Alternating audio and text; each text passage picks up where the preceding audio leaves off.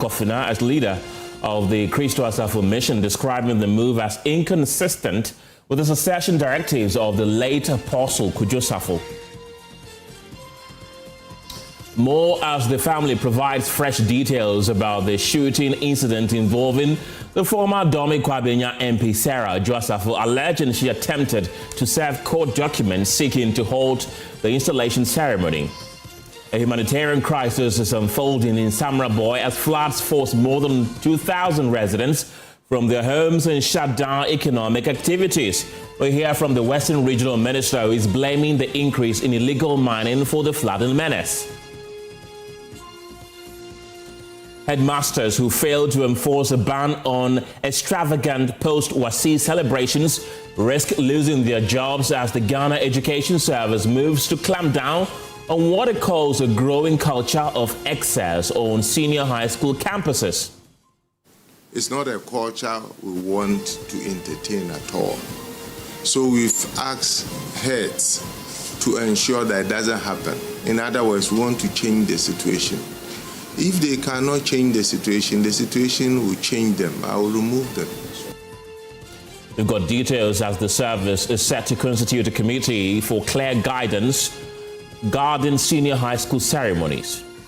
Accra High Court grants bail in the sum of 100,000 Ghana cedis to a supporter of dancehall musician Shatta Wale, who is accused of making offensive comments against fellow artist Stonebwoy after spending 41 days in custody.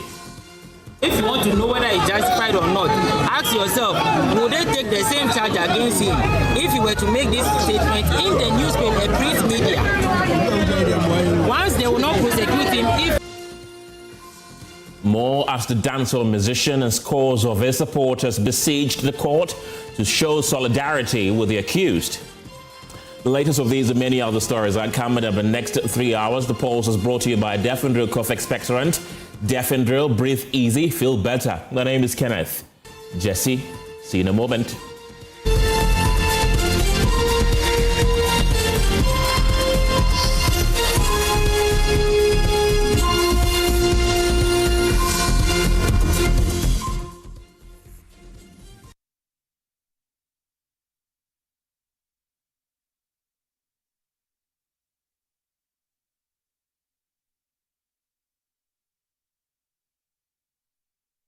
Hi, now let me share my wildlife experience with you at Safari Valley Eco Park.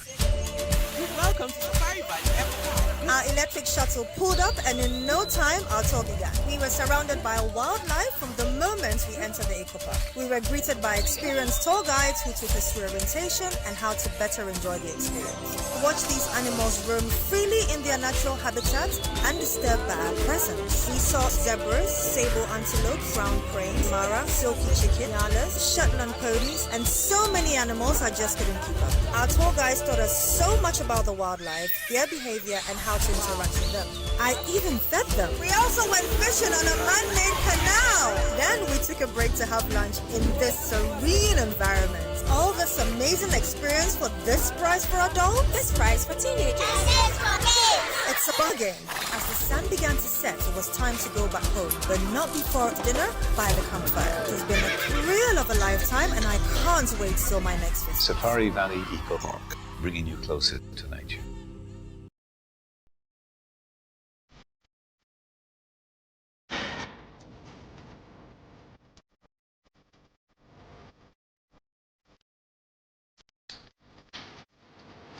It doesn't take much to protect what we love.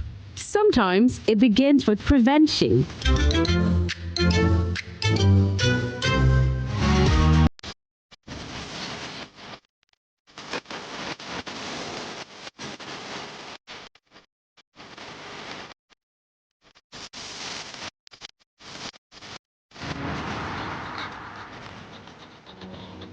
Care is not always loud. It is attention, caution, and doing small things right. Fire safety starts with me, being careful every day. Good Conduct, Great Life is brought to you by Indomie! Tastes great! More Kivo inside, more to share. Kivo Gari Soaking Mix, taste of Ghana.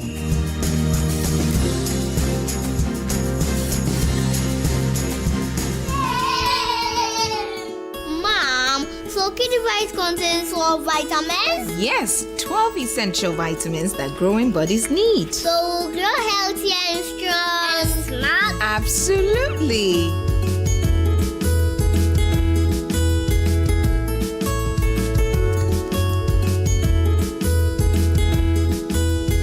Kidivite Multivitamin Tonic contains all the essential vitamins and nutrients needed for the healthy development of children from age 1 to 12 years. Also available, Kidivite Multivitamin Drops for babies under 12 months. Grow strong, grow healthy with Kidivite. Distributed by NS Chemist Limited. This advertisement has been vetted and approved by the FDA. Another week is here on the greatest of all time show. My name is Giovanni Clip, and tonight, we're bringing you talent. Contestant number 1, let's bring Baby Car. Let's bring. He did it for you. Cut. Oh, there is a leakage. Where's the plumber? For quality and durability, insist on Syntex pipes. If you want quality, this be where you belong. Strong, tough, and reliable. Your perfect match to your trusted Syntex pipe. Syntex pipe, it they carry water. No wahala. Syntex pipe, it they make water they flow. Syntex, and you're strong, and you're tough. Welcome. You know the drill. We must be at our very best. Every second of every day. Big, small, brave. Tell me you're good at this. The best, outrageous. Guess what? We need to kick us up a notch. Here's how it's gonna go down. Lights, camera. That was good. It's your call, couch director. What are you gonna do about it? And action. Because you're not just watching. This is real life. You're calling the moments. Back into this game. Backing your favorites. Reacting loud. Now, fat lady, sing it! Across our stack of movie channels, we bring the blockbusters. You bring the vibe. Who and what you made of. I've got this. So pull in for a movie or 3. Sound off on the socials and stay connected to GoTV. What a rush. Where you don't just watch movies, you love it.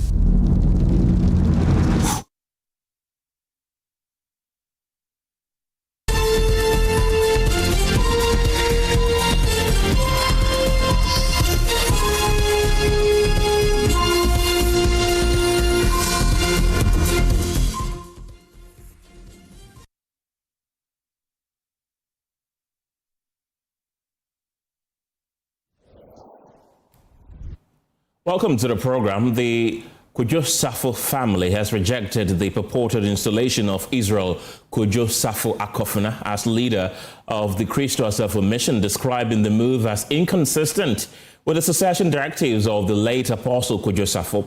In a statement, the family provided fresh details on the shooting incident involving the former Akufo-Addo MP Sarah Kwadwo Safo, alleging that the incident occurred while she attempted to serve court documents seeking to hold the installation ceremony. The riots turned bloody on Sunday after some gunmen, said to be private security operatives, allegedly opened fire on the vehicle of Sarah Kwadwo Safo. She was later rushed to a hospital in East Legon after sustaining varying degrees of injuries. We will bring you excerpts of that statement shortly, but first here's a report by my colleague Collins Frimpong capturing all that ensued. At the entrance of Apostle Kwadwo Safo's residence, the frontage shows clear signs of force. The reinforced concrete pillars connecting the gateway showed visible chipping and cracks, with sections of plaster stripped away to expose rough, fractured surfaces beneath. The metallic gate, which previously stood firm on its hinges, appears slightly twisted out of alignment, while the entrance area is marked by scattered debris. Some eyewitnesses who spoke to Joy News on condition of anonymity attributed the damage to Sarah Kwadwo Safo. I was just directing cars there, and I saw a Prado, a black Prado. So I thought it was my boss' car because my boss is also having the same car. So I was trying to direct some cars. There were some buses. The passengers were coming out, and I saw a gun coming out from the car. and the woman who was driving the car was Honorable Kwadwo Safo, who tried to hit the gate. And I also saw her security guy, who I know here. But I saw her going peacefully without hurt. That's what I saw. So you saw Honorable Kwadwo Safo coming out and her security also started shooting. Is that the case? Her security was not shooting. I just saw the security around. He was making call. I don't know who he was trying to call, but I saw Honorable Kwadwo Safo in the car. Yeah. The gunshot was from the car? Yeah, I saw it from the car. So how come we've seen bullet holes in the car? I don't really know how that happened, but I saw the gun coming out of the car. There were a lot of people outside seeing it, yeah. But it is unclear the circumstances leading to the disruption at the house, but unconfirmed reports are linking it to a deep succession dispute in the Kristo Asafo Mission of Ghana. The church has issued a statement on the incident, rejecting reports that Sarah Joseph sustained gunshot injuries ordered by her brother. Lawyer of the church, Nana Akufo-Addo Kantanka, insists on an impartial investigation. So the matter is currently under investigation. So the security apparatus, the social security is also involved. So it's investigation. But as to the leadership of the church, we also conduct our investigation, our private investigation to it, and then anybody who has perpetrated anything will be brought to book. Police confirmed injury of Kwadwo Safo, indicating an investigation into the matter. Meanwhile, heavy security presence remains at the premises as the police begins investigation into the incident. Reporting for J News, Collins Frimpong. My colleague Emefa Adeti was back at the residence this morning and gave a situational update in the following relocation report.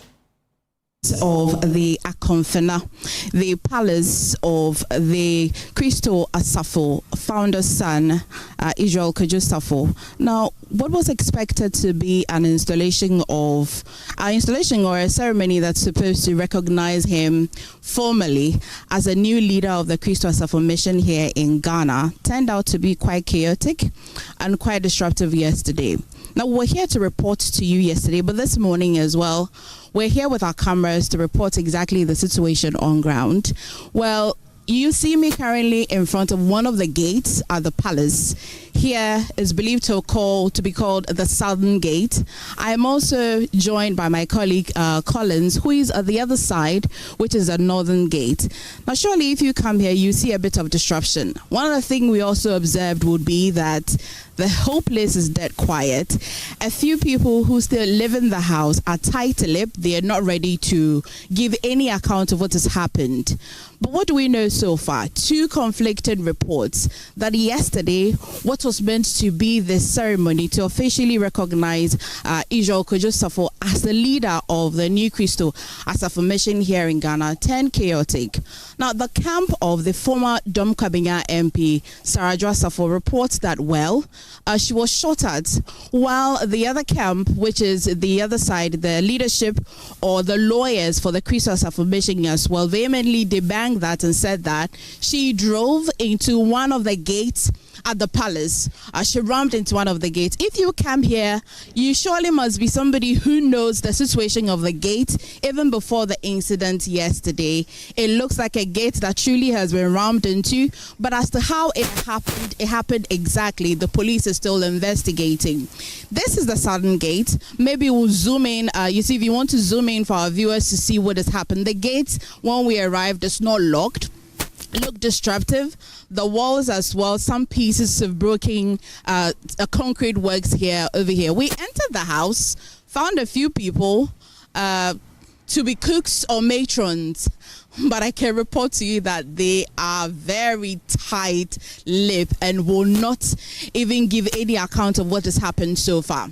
Since the passage of the founder, Apostle Kwadwo Safo, in September 2025, there seemed to be what we can confidently report as an internal conflict between the leadership, or who will take over his leadership at the Kristo Asafo Mission here in Ghana. Now, some few days before the ceremony yesterday, particularly 18th of June, we know that two senior members of the church had filed to seek an injunction on this ceremony on the 18th of June in a court here in Accra.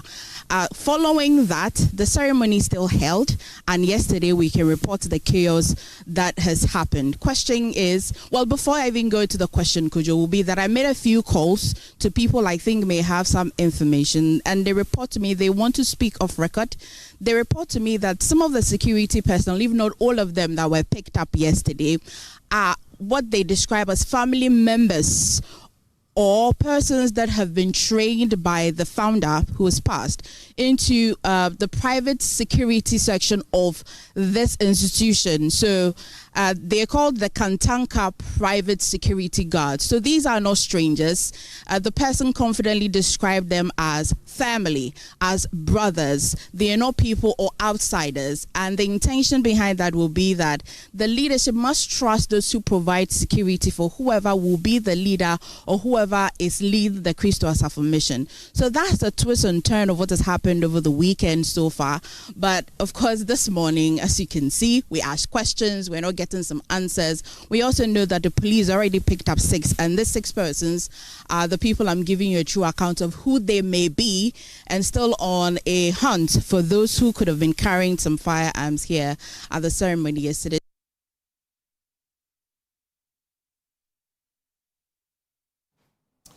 Well, let's now bring you details of this statement put out by the Kwadwo Safo family and signed by Sarah Kwadwo Safo. There you have it on your screen right now. It says the family of the late Apostle Kwadwo Safo has confirmed that Kwadwo Safo, who, according to this statement, is the head of the Kwadwo Safo family, is in stable condition and responding to treatment following a shooting incident on June 21st. It continues to say that the family states that all children of the late founder, except Israel Kwadwo Safo Akofena, remain united and committed to his burial arrangements. Once again, that is according to this statement purported to be from the family of the late Apostle Kwadwo Safo. It explains that although Israel Safo was named successor in 2017, the founder later revoked the mandate in 2024 due to alleged decline in the church's businesses and changes to core principles. He subsequently appointed Kwadwo Safo as family head and set a revised succession plan excluding him.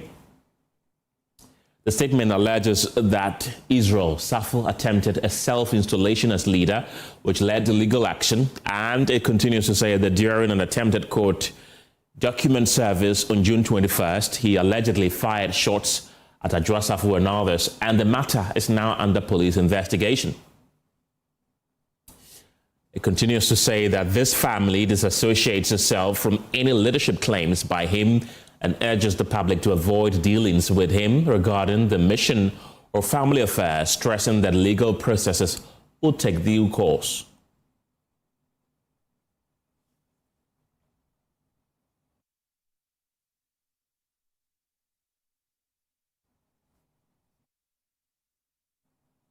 Let's get talking and bring in Executive Secretary of the National Commission on Small Arms and Light Weapons, Dr. Adam Bonner. Welcome to the program, Dr. Bonner. What do Ghana's laws on small arms and light weapons stipulate regarding private individuals and the possession or use of firearms, especially in situations which involve private security arrangements?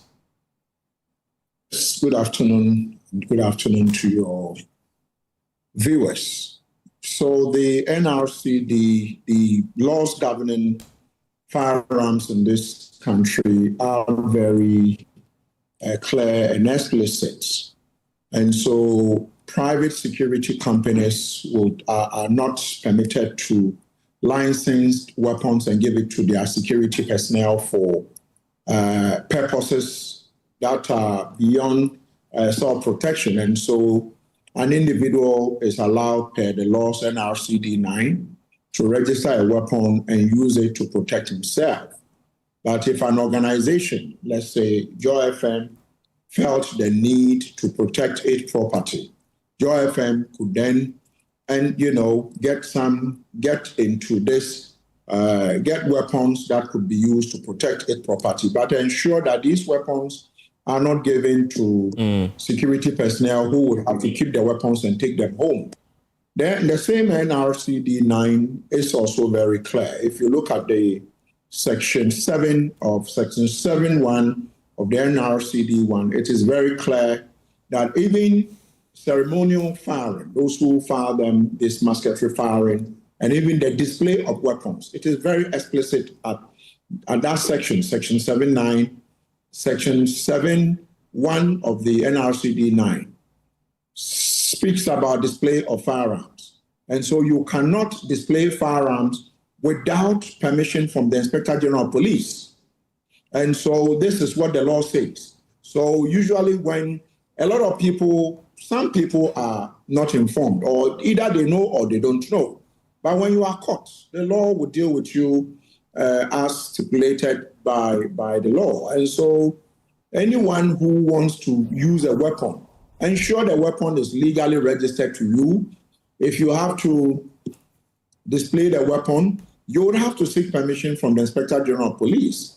And that is what the law says. And so what the current situation from the conflicting stories we are hearing, I believe the police, and in fact, the arms, we have our intelligence unit, the arms intelligence unit have also visited the scene, and they are, as much as possible, trying to gather some information with regards to what really happened. Our interest as a commission is to ensure that people who own firearm and use this firearm, use them within the remit of the law. You can use a weapon, but it should be used within the remit of the law. You cannot use it outside the law. And so if that happens, then obviously these persons, the police have already done a good job, arrested 6 people who we are told are in possession of firearm or would have been involved in the firing of these weapons. And therefore, I believe after investigations, if it comes out that these weapons, we need to know whether even the weapons are registered at all. And so all these are going through, we are, being investigated. And so we would definitely, there will be some information that will be put out there. But don't use a weapon when the weapon is not registered. It is illegal to even possess a weapon, to keep it at home. I mean, when it is not registered to you, it's completely an affront to the law. Dr. Bona, let's assume that these weapons are registered. We don't know the fine details yet, but let's just assume that these weapons are registered. These persons describe themselves as private security. Is it legal for them to have used it the way and manner in which they did last Sunday? Well, the legality of the usage, I believe the investigations would then determine the legality of the usage. As for, I don't want to jump ahead of the investigations that are ongoing, but the legality of the usage would be determined by the fact-finding team, the investigators who have already visited the scene, investigators who would have collected empty shells and, spoken to eyewitnesses and those who were there. Definitely investigators are speaking to, those who these weapons, who own them. Definitely these weapons are owned by some persons, either registered or not registered. And if it is registered, was it used legally within the law? What we've seen and we've heard, like I said, a team from the small arms is also out there trying to pick some information, but I won't be able to speak to the legality of it. But a weapon can be used if it is for self-defense, but that would all be determined by the investigators who visit the scene to determine whether was it used lawfully, was the weapon, these weapons, were they used lawfully? Because there are a lot of conflicting, stories out there, but that is the reason why the investigations are ongoing. And so I would say that let's hold on and see how these stories, the investigations pans out. But we've seen, pellets being shot into a vehicle that looks like an SUV. Right. We've seen the former member of parliament, in the hospital. Definitely, the investigation, the team that's investigating this are seasoned investigators. So whatever it is, they should be able to come up with a report that will be very conclusive, whether the weapon were fired from the vehicle or they were fired into the vehicle, and definitely a lot of information would come out by the time, the investigators put the whole thing together. But like I said, from the Commission's point of view, ours is to ensure that if you want to own a weapon, you should own it legally. If you want to possess it legally. If you want to use it, you must use it legally within the remit of the law. But do not do it outside the law, because when you do, you will be punished according to law. We are all waiting for the fine details, as you've rightly mentioned. But I want to ask this. What enforcement challenges does the Commission face in ensuring compliance with these laws, and what immediate measures are being taken to prevent illegal or misuse of licensed weapons in such volatile situations?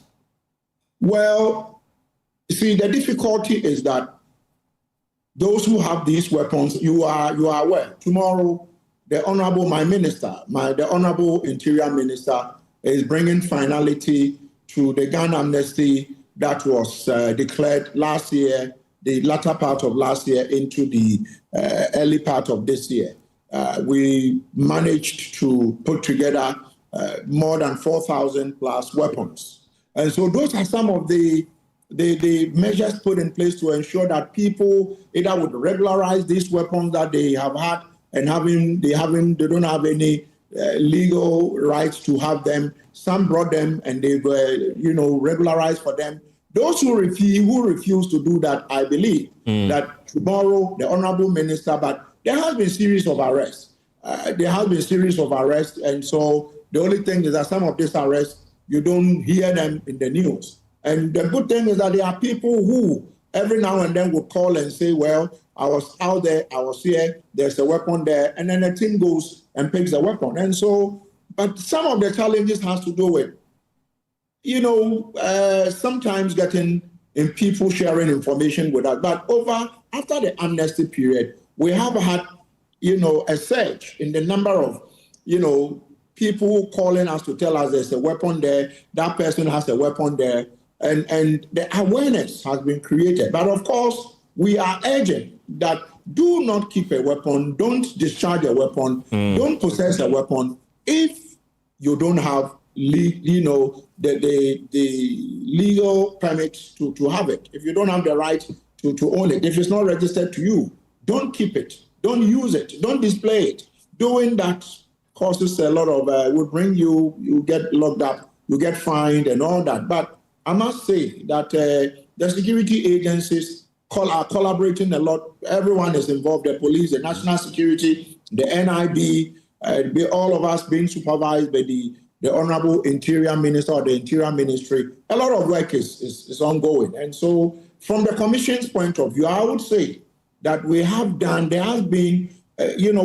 a very good job in terms of ensuring that the awareness is created and ensuring that enforcement is also enhanced. And so, yes, but we need a lot of collaboration amongst us. In fact, you, the media, also like we are doing. All this is to ensure that citizens know when and how to possess a weapon and even where to keep it and how to discharge it and all that. And, so that is what I can add to what I've already said. Let's look at this hypothetical scenario. Let's assume that somebody discharged a weapon like this in public and the person's weapon was not licensed. What crime have they committed and what are they likely to face? Well, the person would have committed 2 crimes or more, because then a minimum of 2, if we are looking at it hypothetically, like you said. One has to do with the illegal display of the weapon, displaying a weapon without permission from the IGP, according to NRCD 9, Section 7. That would be the first offense. The second offense would be possession of a weapon that is not registered to you or that you are not supposed to be, handling. And so even if the weapon was registered to you, to discharge that weapon openly in public. NRCD 9 says that you need permission from the IGP to do that. And so that would be, and then the third charge could be if, in fact, you use it in causing fear and panic, because that would be a breach of the peace. Then the fourth could be when there are injuries. When people are injured, yes, you are likely to. And so it is incremental, but I can say a minimum of 2. If hypothetically, a minimum of 2 charges would apply. If you have the weapon, it's not registered. Even if it is registered, you didn't seek permission to discharge. Then, if it is not registered, it means that you have discharged a weapon that is not legally, registered to be used. And so, yes, so as far as the laws are concerned, they are very clear. If you remember the young man, Cyborg, who discharged a weapon, the weapon was registered in a way to him, but he discharged it illegally. The weapon has been confiscated, and he was fined by the court. He paid almost 24,000 Ghana cedis. And so how many people would have 24,000 Ghana cedis to pay when they are sent to court on, discharge of a firearm? It means you could go to jail for probably a good number of years if you cannot pay. And so, yes, that is to answer you and say that those who have weapons, it's a cry on call. We don't want people keeping weapons. During celebrations, you see when there are funerals, people are firing. When there are weddings, people are firing. Outdoors, parties, now you see people. And so enforcement we are incrementally working on the enforcement. And so I must say that people should desist from using them, because if you do, you will be picked up and then charged with one of the offenses or all of the offenses you might have used that firearm in committing. Dr. Adam Bona, grateful for your time this afternoon. He's the Executive Secretary of the National Commission on Small and Light Weapons. Away from that story, though, let's bring you education, because the Ghana Education Service is warning that headmasters and school authorities who fail to enforce the ban on lavish post-Wasi celebrations and graduation ceremonies could face sanctions, including removal from office. The warning comes amid rising concern over what GES describes as an emerging culture of excessive displays of wealth on school campuses, including cash gifts, motor vehicles, and luxury presentations to students after examinations. The service says these practices risk undermining academic discipline and shifting attention away from learning outcomes. Here is Director General of the Ghana Education Service, Professor Ernest Kofi Davis. It's not a culture we want to entertain at all.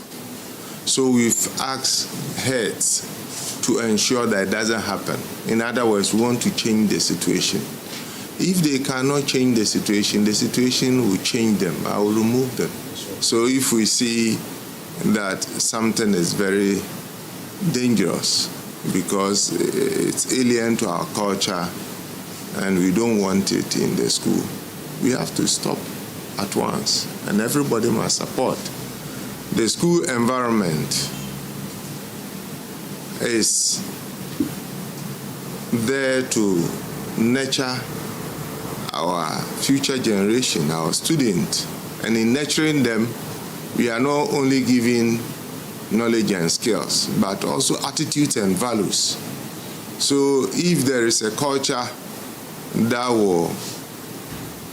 that might cause the student to value things we think we shouldn't prioritize and project, then everybody must help us to stop it. We've also been hearing from the Sector Minister, Haruna Idrisu, who says the ban applies to both public and private schools nationwide. It covers all schools in Ghana, We cannot allow this culture to be part of the development of Ghanaian learners. It's a simple no, Winston. Somebody would argue that, my child has finished school. I just want to encourage him or her to work hard going forward. You can do that at home. You don't need to do that in school. You don't need to do that. That's why parenting is a shared responsibility between the home and the school, and with respect between the parent, the significant others, and the teacher. They share the two environments together. As for learning environment, it must remain safe, secured, and dignified.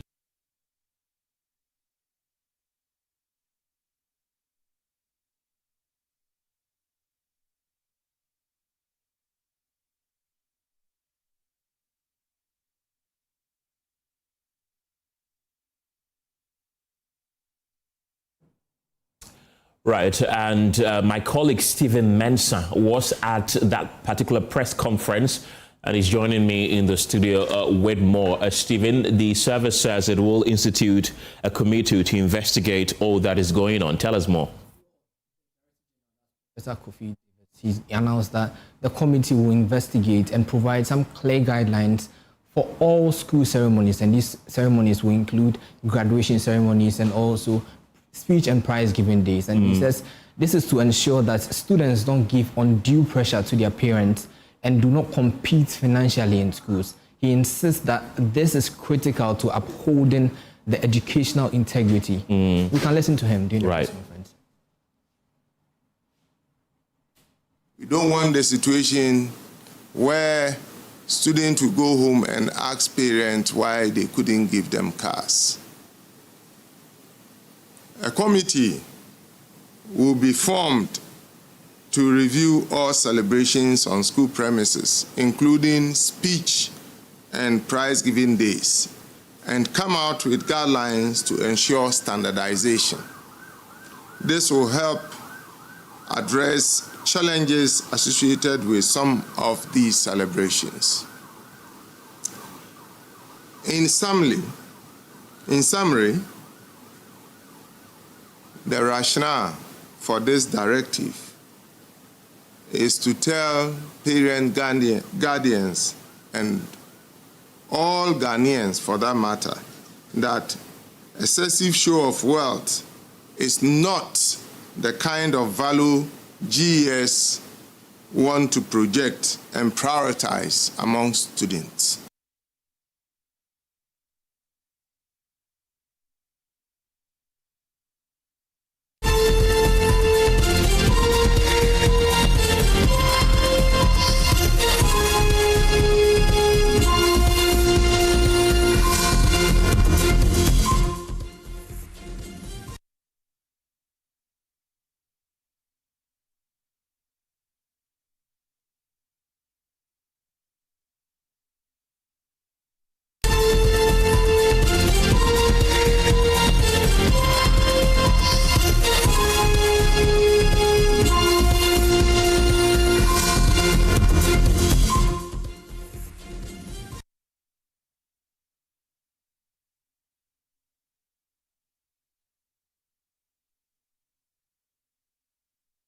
This is still the Pulse on Joy News. Stephen Mensah, my colleague, is still with me in the studio. Stephen, the Director General, has also been providing some update on this year's WASSCE. What has he been telling us? So given that the WASSCE ended on Friday, he's been talking about the end of the WASSCE and the whole examination period.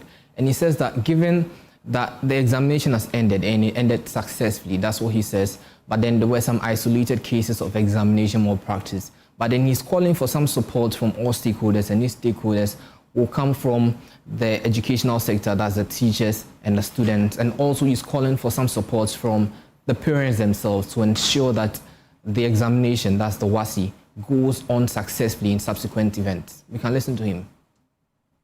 There were a few cases of examination malpractice. We took action, but we can say that this year's is an improvement over last year because we had massive support from the entire Ghanaian population. We had people using our hotline, giving us intel. So we think that we are moving in the right direction. If we continue to enjoy the same support we'll be able to restore the integrity of our examination system and the integrity of our educational system in all, or generally. So I would say that we are making good progress, and we want everybody to support us.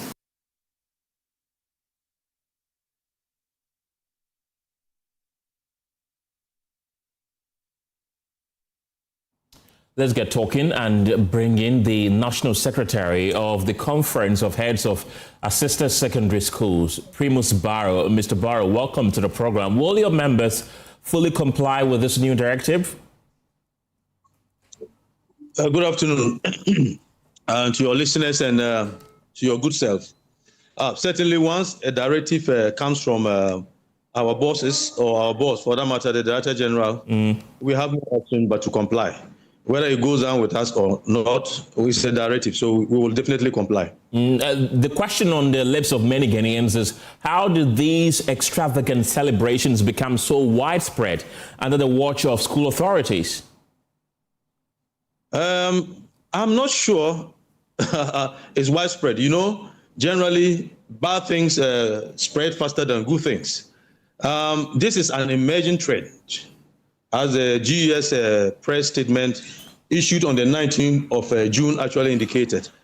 In the last 2-3 years, I'm not sure we can easily talk about this issue. It is something that took us, unawares for most of us this year round. I'm sure if it was even done in the past, it was done in a scale that didn't attract the kind of attention that's attracted this year, given the fact that this year, people were dashing cars and all sorts of motor vehicles and some flamboyant and, opulent celebrations. That's how come. But it's an emerging trend, and I'm not sure it's something that is widespread. I'm not sure. Or it has been common in the last 2-3 years back. Others are wondering about enforcement, how effective it is likely to be. It's going to be very effective. Let me tell you that on authority that we were the first people, Charles were the first people, or should I say among the first people to draw the attention of our bosses, the Director General himself, to what we saw. We also in the social media. It didn't come to us formally, but we're among the first people to draw the attention. We ourselves, we share the sentiments that have been expressed by our Director General for the fact that we should not shift the focus of secondary education or education in general to this kind of allowing cash and other flamboyant, celebrations to overtake the core business of education. That's transforming the human being cognitively, affectively, and psychomotively. So please, it's something that we are all not in favor of it. Charles, in principle, we are against it. And then we drew attention to in fact, we are the brain behind the early release of the press statement by the Ghana Education Service. So certainly, it is not something that we ourselves are comfortable. Remember that people, when we talk of Charles, people think that it's some isolated group of people sitting down somewhere. Yes, as much as we are a known association, but over 90-80% of us are also parents. And I'm not sure we're comfortable with what is happening. Yeah. Mr. Barrow, don't go yet. Professor Joseph Osafo is a former head of the Department of Psychology at the University of Ghana, Lagos. Professor, welcome to the program. You've argued in your latest article that gifting cars after Wasi may weaken intrinsic motivation. What psychological evidence supports this claim? Well, it's obvious. I mean, we know that if you keep externally, and I use that assertively, if you keep externally reinforcing people without first looking at, for example, the intrinsic interest, the inner deep-seated drive and motivation for why they are doing what they are doing. What you're doing is that at a point it will disintegrate, or it will go into the area of manipulation. You won't use an external rewards to manipulate people. And look, every organization that will want to, for example, positively influence the workers' behavior may look to what can we do to intrinsically trigger interest in what people are doing? More than, for example, providing external rewards. It doesn't mean that external rewards are bad, but there is a point in, incentivizing workers if you continuously give them external rewards. You are helping. And that's exactly what is happening by the giftings, these lavish gifts that we give into our children. Look, two of my children were in secondary school, and they just completed. Right. When I picked them, I could see expectations written on their faces. They were looking forward to say, "Hi, Daddy is here. Today we'll chop. Today we'll get gifts." Yeah, and I'm interested in celebrating with my daughters, but I'm also interested in the dignity of process. You see, life must be lived by honoring processes and eventual celebration. You don't just give the reward ahead of the completion. Okay. They just have completed the exam. We don't know the end result of what will happen after the exams. You need to first acknowledge and celebrate with your child. Wow, that's impressive. That's good. And then you provide a child with some kind of a social reinforcement. Of course, I know children of today would want some gadget, maybe some phones and computers. It will have been good even to get the children computers, because very soon they will transition to the university, and a computer is such a very necessary gadget a child should have. But you over incentivize the child. Again, don't forget that one of the things that is very dangerous when we are working with young people is to use rewards so deeply that you virtually capture a malleable mind. And the word malleable here is that children's minds are growing. They are growing. And you see, when children are growing, there's a part of the brain called the prefrontal cortex. Its role is to help the child make judgment, decision, and then control, for example, their emotions. Now, if you start giving such gifts to children whose prefrontal cortex aren't fully developed, and they are just interested in just getting this and getting very excited, what we are doing is that you're virtually breaking the systems that allow them to, reflect carefully on gifts that they have and choice that they have. It's about emotional regulation. It's not about denying them gifts. And finally, don't forget on this also. Listen, my brother, I am a parent. I can tell you that what I was denied by virtue of poverty, not that my parents, they didn't want to give, but they couldn't afford. If I have the chance to give that to my children today, that would be perfect. I love to give my child something I didn't have. But I super love to let my child also go through the process of delayed gratification, the process of labor, the process of dignity in labor, the process of waiting to see what happens at the end of a training.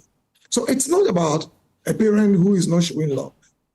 A lot of the parents who are doing this are just reliving something that they felt they didn't get when they were growing up. And they felt like, if I give this opportunity to my child, that wouldn't be bad. But that's the problem we're creating for our children. And people have had reflections on this Gen Z generation and the Alpha generation, that we are overprotecting them. We are overindulging them. And that a luxury hardens into an expectation. See, the parent who cannot afford a car will begin to feel that kind of shame. And the child who receives only congratulations begin to feel cheated beside a peer who has received keys to a car. Wow. So who am I? Am I intelligent or I'm daft? So what is happening should quickly be discouraged. And I'm surprised that some schools allow this. I was looking forward to some of the parents who were gifting their children to rather say that first, I would want to recognize the contributions of this school for taking care of my ward. I'm happy that whilst I was busily working and making money, you were also busily teaching and training my child. I want to gift you with this vehicle for your administration. That's what we should be thinking about. But not that this opulence and we get to a place and we just gifting children cars and other children are watching. What do you think we are doing to them? We're just making them feel that they are stupid. Right. They are smart. They don't come from very, luxurious background. So this must be discouraged. Right. Our purpose should be that we are also training our children on the basis of value. And that they need to know what it means to work hard and what it means to earn something at the end of hard labor. Right. Professor Safo, don't go yet. I still have Primus Barrow with the Conference of Heads of Assisted Secondary Schools on the line. Mr. Barrow, now, one thing that is dividing opinions is the fact that the sector minister has indicated that this will cut across both public and private schools. Others in the private schools are arguing that it is a choice to send your ward to the private school, and if indeed somebody wants to give expensive or luxurious a gift to their wards at the private school, how then does the GES and CHARS and the Education Ministry come in? Do you think enforcement will be that easy in private schools? Well, unfortunately, I'm unable to, respond as to how effective it will be in the private schools. But I would rather want to shift the conversation to the rationale and the intent of that directive. Like Prof rightly put it, why should any parent, whether your sort, be thinking that, a child that has just written exams, you don't even know the outcome of the exams. You are not thinking about what you're going to do to transition the child to the tertiary education. You are not even thinking about what to do to appreciate the school that has helped to develop the child, and yet you treat that child. So if you give that child that car, that Flamboyant gift, and tomorrow it turns out that he comes out with a mess, what are you going to do? What will now be the essence? What will now be the essence of that so-called motivation? Indeed, I don't even call it as a motivation, because motivation, as we all know it, it is something that is put in place, to move you to be able to, to get something, to get a certain reward in the future. Now something has happened, you don't even know the outcome of it, and you call it motivation. We're just calling it spoiling of the children. You are spoiling your children, and it's a wrong kind of ethic that you are introducing your child into. So for me, it is not about people in person. I think that parents, and like I said, all of us are parents, we should rethink and know what is right, what is the priority for our children at every stage of development in their lives. Obviously, this is not anything that everybody should counter. The only bit of what Prof said, the only thing which I seems to want to differ a little bit is having to suggest that teachers, headmasters, allow these things, to happen on campus. I still don't have any confirmed information on that. You'll be surprised that some of these things happen at the back. Of course, it's very, very easy, very, very, very easy to say that once it has happened on the campus, it is with the blessings of the headmaster. I tell you, there are a whole lot of things. Unfortunately, it is very easy to condemn the head. You say, once it has happened, we should be held responsible. But I tell you, there are a lot of things. There are a lot of things that happen in our campuses at our blind side.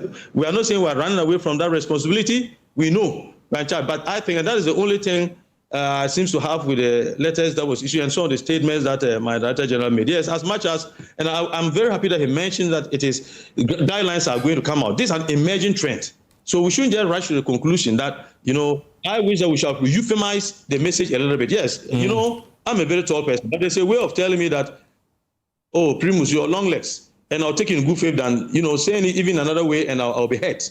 You see, this issue of having to quickly and clearly point out sanctions on head, I don't think it's something that we should focus on so much. So there are a lot of things that happen at our blind side, but I agree in principle. That all heads, we should open our eyes now that these things are beginning to, show in our schools. We should open our eyes and put our ears on the ground to discourage it. It's something that is unacceptable. and we cannot afford to condone it.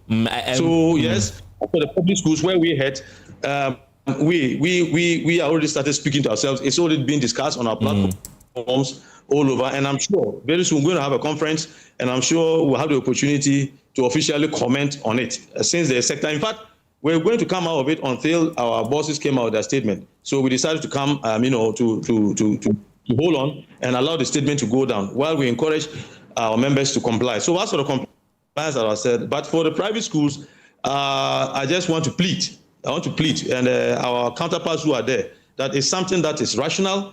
I'm talking about the directives that is given by the minister and the director general. It is something that is rational. It is something that is reasonable, and it is something that I would like to encourage them to implement. It's not a question of being a choice. Yes, it's not every choice that is fine. It's not every choice that is good, for the child. And once we all agree, I'm sure they all agree with that kind of flamboyant thing it doesn't help anybody. It doesn't. You say that a lot of these things happened on the blind side of school authorities before, this one went viral and the subsequent ban on it. Then one would argue, were you then part of the reasons why this gained momentum in schools, because most of them happened on your blind side? And also another point will be that now that you are saying that you are going to be a bit vigilant, do you think that you need more help? Because when you had the power to clamp down on these things, some will say you put a blind eye to it. No, I need to correct that impression. It is, I've already indicated to you that even 2 years back, 2 years down the line, this is not something that, it probably was not even happening. Maybe it was the usual hacking. Or it could have been happening, but you didn't know. Like you say, a lot of things happened on your blind side. Yes, certainly. Yes, it's a probability. And it's not because we didn't open our eyes. It's also possible that it was, like I was going to state, there's a usual hacking and that kind of thing. When you come to see your child has completed a school, you're happy about it, you hug the child, but it didn't take this magnitude. I'm sure if it had gotten to this magnitude, definitely, we would have gotten to know. I believe it is something that has just emerged. So it's not as if it's something that has been happening and headmasters were at the blind side. I'm just saying that some things do happen, not necessarily this particular issue, but a lot of things do happen sometimes at our blind side. Right. But I'm sure this trend has gained a certain gravitas in recent times, if not this year in particular. That's the point I'm trying to. Mr. Barrow, don't go yet. Professor Safo is still with me on the line. Professor Safo, are there cultural or socioeconomic factors in this country that make this trend more appealing to parents, despite the risks involved? You see, thank you, my brother. But let me make a few comments on what my senior brother Barrow just said. I think that he should not worry at all. If they have to crack the whip, it should spread to private schools. First and foremost, they are not operating in the skies. Even if they are operating in the skies, they may be within, the flight zone of Ghana. These are schools that are operating in Ghana. They are bound by Ghanaian values and Ghanaian laws. This culture of giving gifts to children who have just completed school is very bad. It's a society that rewards the small threshold, lavishly leaves itself nothing, proportionate to honor the great ones. And what we are doing is that gradually we are developing a nation that is rewarding, that may be rewarding mediocrity, that may be telling the children that you don't need to work hard. Look, I am very much interested in Gen Zs, and lately I have been having discussions with them. If you ask a Gen Z or an Alpha today about hard work, one of the things you hear coming out of their mouth is, I don't want stress. I don't want stress. Most of them. And I'm a psychologist. Some amount of stress is useful for performance, and I know Barrow agrees with that. You need some level of stress for performance. If our children are beginning to avoid stress, hard work, labor, and if they are avoiding to see that there is dignity in processes, because we are making dignity unglamorous. That's what we're doing. We're telling people that you don't have to work hard, just manage and finish SSs. Now I'm wondering, if this is a gift you can get in SHS, what will happen if you complete a university? What will happen if you go to first class? What will happen if you get your first job? What will happen if you marry?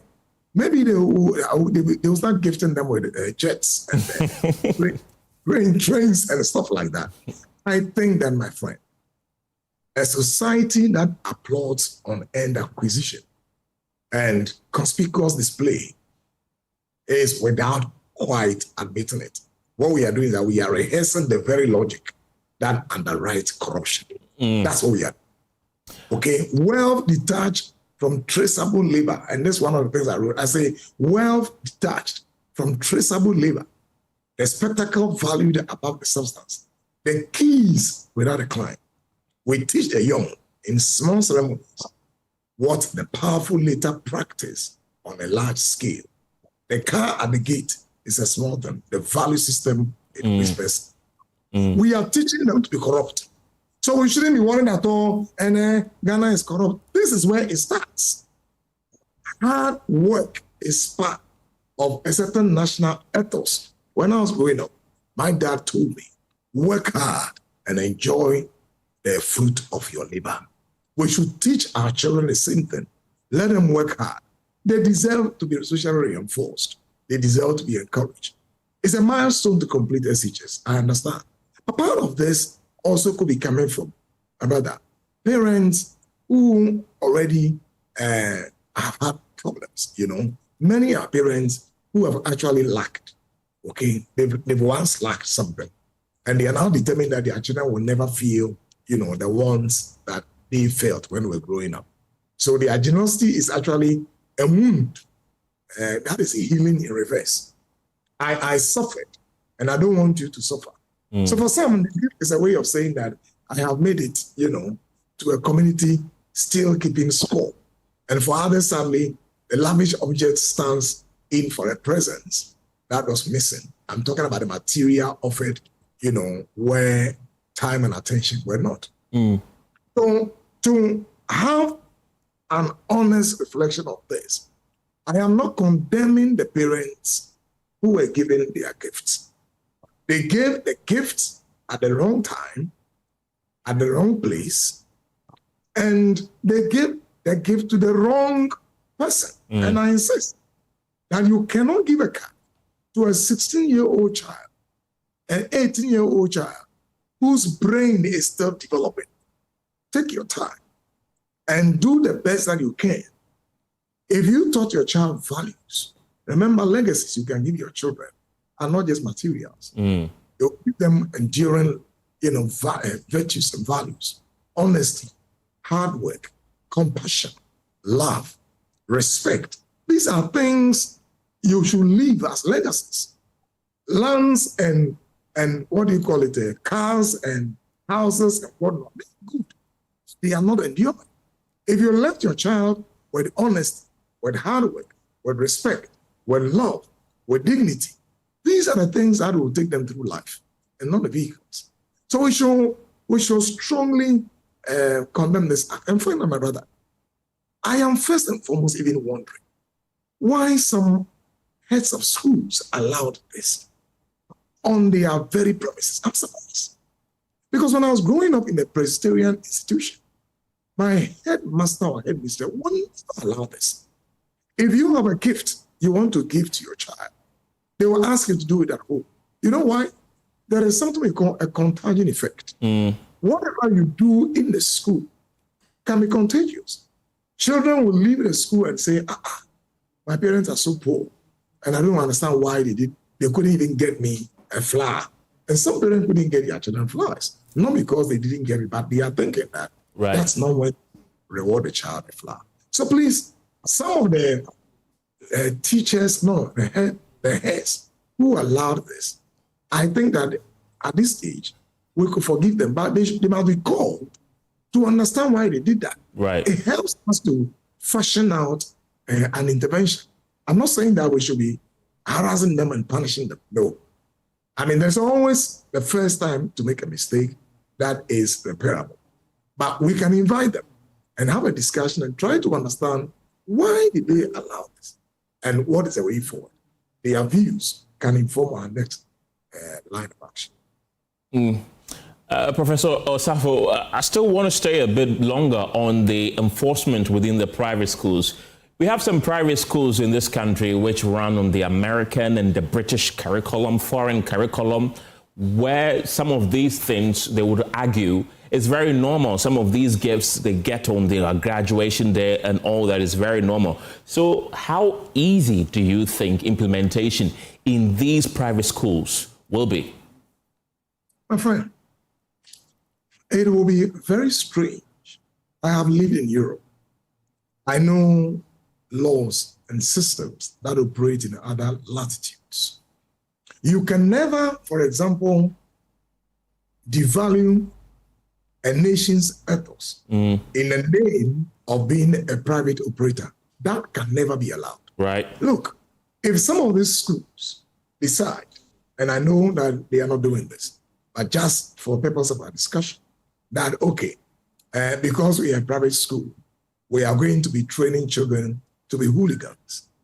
Are you going to say that because it's a private facility and that they are operating on a certain foreign system, we can never allow systems that are actually contrary to our ethos. There are systems that may diverge a little bit from what we believe, but essentially, there's a congruence at the human value level. And I can tell you that in the global north, they equally hold high of some of these values. I'm telling you, look, some American parents will never give a car to their child after high school. Their values are as good as ours. There's a convergence there. We need to bring them to the table. Values are sacrosanct. They can transcend cultures.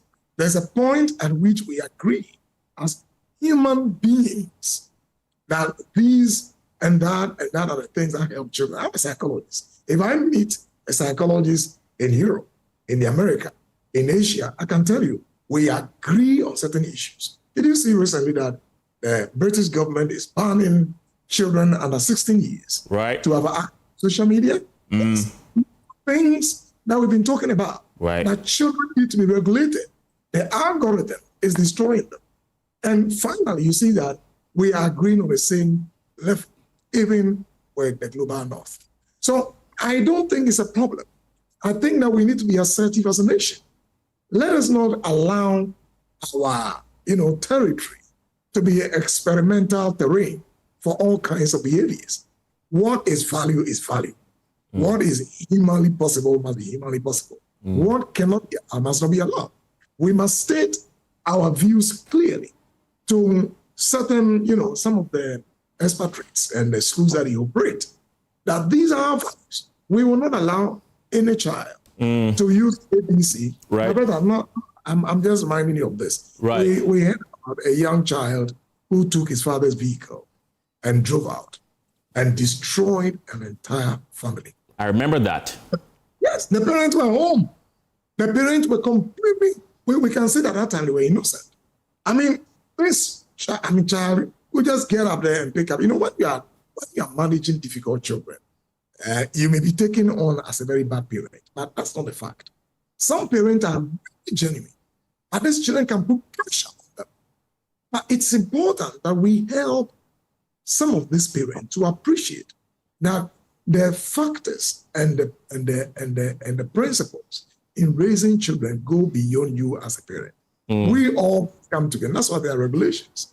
So that we can help these parents to know how to raise their children as a community. Not to say that maybe in Ghana is so if you have anywhere on your rules to regulate what is happening. I don't subscribe to that ideology. Right. I pray it works, Prof. I sincerely pray it works because we're in a country where, for example, when you're in senior high school, we're told that all students are supposed to cut their hair, whether male or female, but you see some foreign students being allowed to leave their hair simply because they are foreign students. So I pray that we are able to extend this to the private schools, just like you are also clamoring for. Let me come to you, Mr. Primus Barros. What do you think will be the biggest challenge in enforcing this new rule?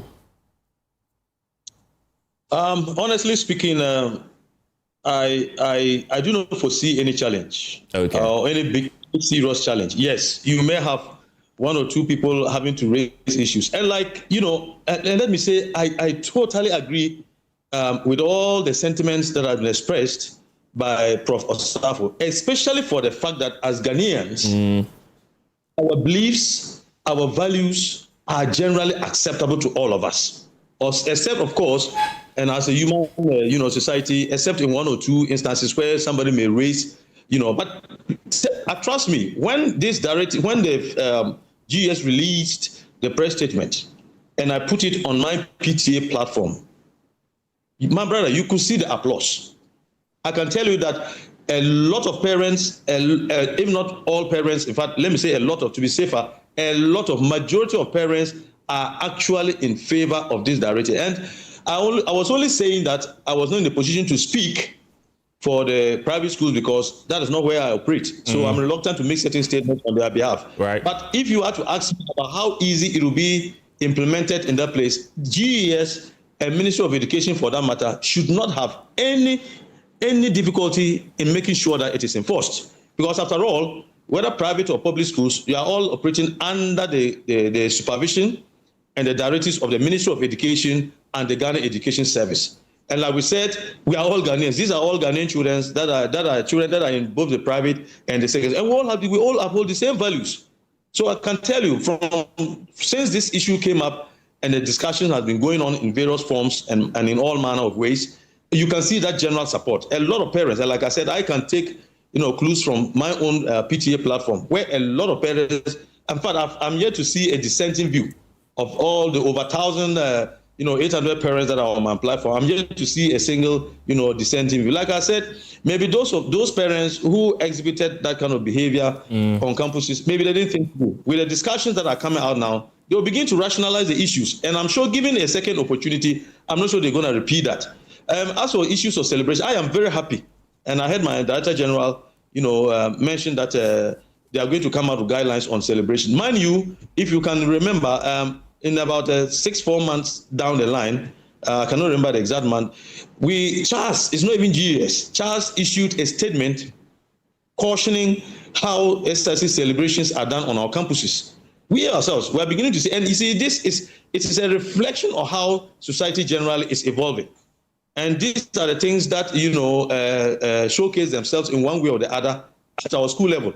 These things also showcase themselves even at the family level, but we're talking about the school level now. So these things, I'm happy. That's why I'm saying I'm happy that celebrations in general, whatever forms it takes, be it SRC celebration, be it, graduations or whatever, there's a need for proper, directives. And it's an evolving society. So we are not discouraged. It's good that this thing has come on air. And I'm happy Prof mentioned that let's not be too quick to begin to sanction people.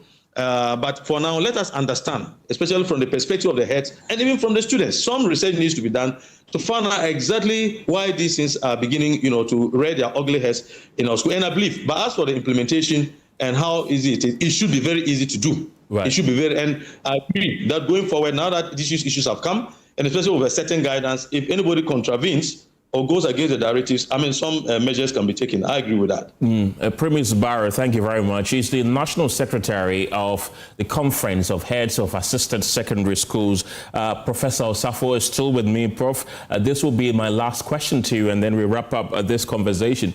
I don't know if you've noticed, but there's also another thing of major concern. These days, you see some of these schools do what they call prom. They exhibit luxurious cars, dance with the opposite gender at a very lavish party. Although the Ghana Education Service statement was not explicit on banning this, but this we know is also a foreign or an imported culture in our schools. Do you think that prom, I don't know if you've come across it or even if you know what it means, but if you do you think those things should be entertained in our schools? Well, good friend. When I read the report, that I was also looking at some of those excesses in our school. I know that public secondary schools are a bit quiet on that because yes, SRC week, but there's an extent to which you can go. But this is very common practice, a commonplace in private, schools. And see, there's a principle called adultification of children. A child needs to go through the process of being a child and then carefully and gradually initiated what they call transition into adulthood. Now, you have 14-year-old children, 12-year-olds who are going through, they are beginning to rehearse adult behaviors. And when you raise the issue, some of these private private schools, it's nothing. This is allowed in other latitudes. This is allowed in other areas, but we make it look like it's allowed everywhere. Listen, my brother, I've seen something. Sometimes when we are saying that, this is common in the West, it is a lie. I'm telling you, there are variations in the West. There are some schools that will never allow this. There are some schools that will never allow this to happen in their campuses. They are actually building values. First and foremost, and I agree with my senior brother, celebrations are not bad. Celebrations are part of the human condition. Celebrations can actually encourage. They can build motivation. They can reinforce. They can let others step into your life and tell you are doing well. Celebrations can motivate you. But unguarded celebrations can sometimes prematurely, transition you into roles you haven't yet built muscles to master. And that's what we're doing. We are adultifying our children. They are becoming adults too early in life. Some of them are not allowed to complete their childhood and then they jump into adulthood.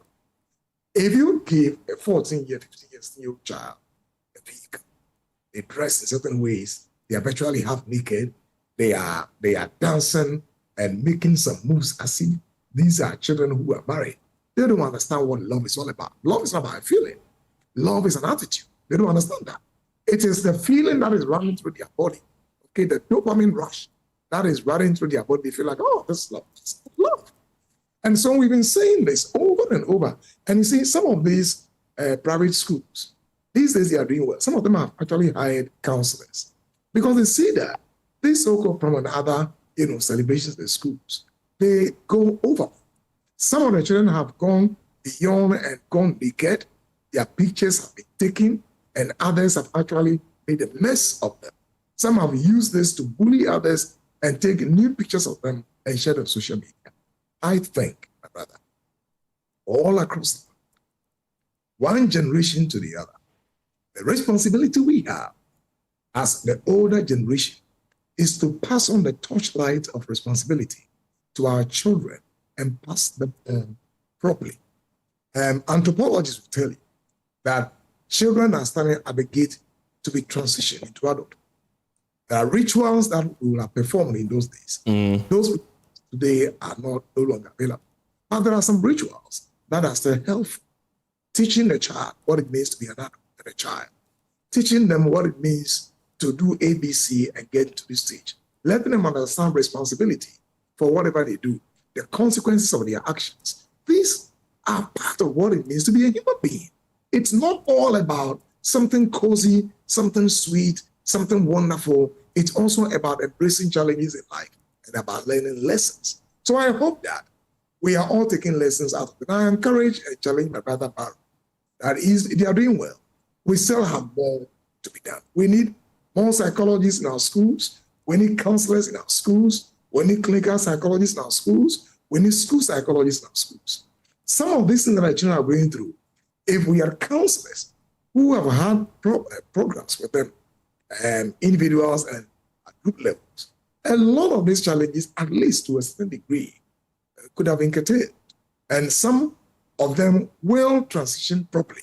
We need our future. And my brother, I ask myself, if I turn 80 years, am I very confident that my life will be managed or mismanaged by the current generation? Food for thought. Food for thought indeed. Thank you very much for your time this afternoon. Professor Joseph Osafo is the former head of a Department of Psychology at the University of Ghana. Hundreds of families in Samraboy are struggling for survival after devastating floods displaced more than 2,000 residents, destroying homes, personal belongings and livelihoods, while bringing economic activities in the area to a standstill. Victims are urgently appealing for food, clothing and temporary shelter as they grapple with the aftermath of the disaster. Some residents spoke to our Western Regional correspondent in Othalia, Kwanzaa. I don't even know where to go. My only option is to perch with others. Please, I need help. All my belongings are destroyed, including my clothes. Look at the clothes I'm wearing. The government should please come to our aid. Look at what we are eating. Gari and fried fish. It is too small to satisfy us. We need help. Well, meanwhile, the Western Regional Minister has blamed the flooding largely on human activities, particularly illegal mining, also known as galamsey, warning that continued environmental destruction is worsening the region's vulnerability to floods. The galamsey activities on the River Tano must be curtailed. And if it has to be done, of course, government will always take the lead. But the people themselves must also be part of the solution. It's become a norm that when things happen in communities, people look on unconcerned. They don't talk, they don't speak about it, they don't speak against it. Many of you here, growing up, you saw how the tunnel used to be, the way the tunnel was. We used to go into it fishing, we used to travel on it. I mean, all the benefit that we used to get. Today, this same river has been diverted at some point. And so you go there, portions of it are silted. You cannot even put a canoe on it. And so when it rains, this is what will happen. We are also looking at an alternative elsewhere where some facilities can be added to it, i.e. toilet facility and some other things, so that their lives could be, better than they have here. Because we have to also bear in mind that if we don't provide such facilities, there's the danger that there will be an outbreak of, cholera because of, the rains.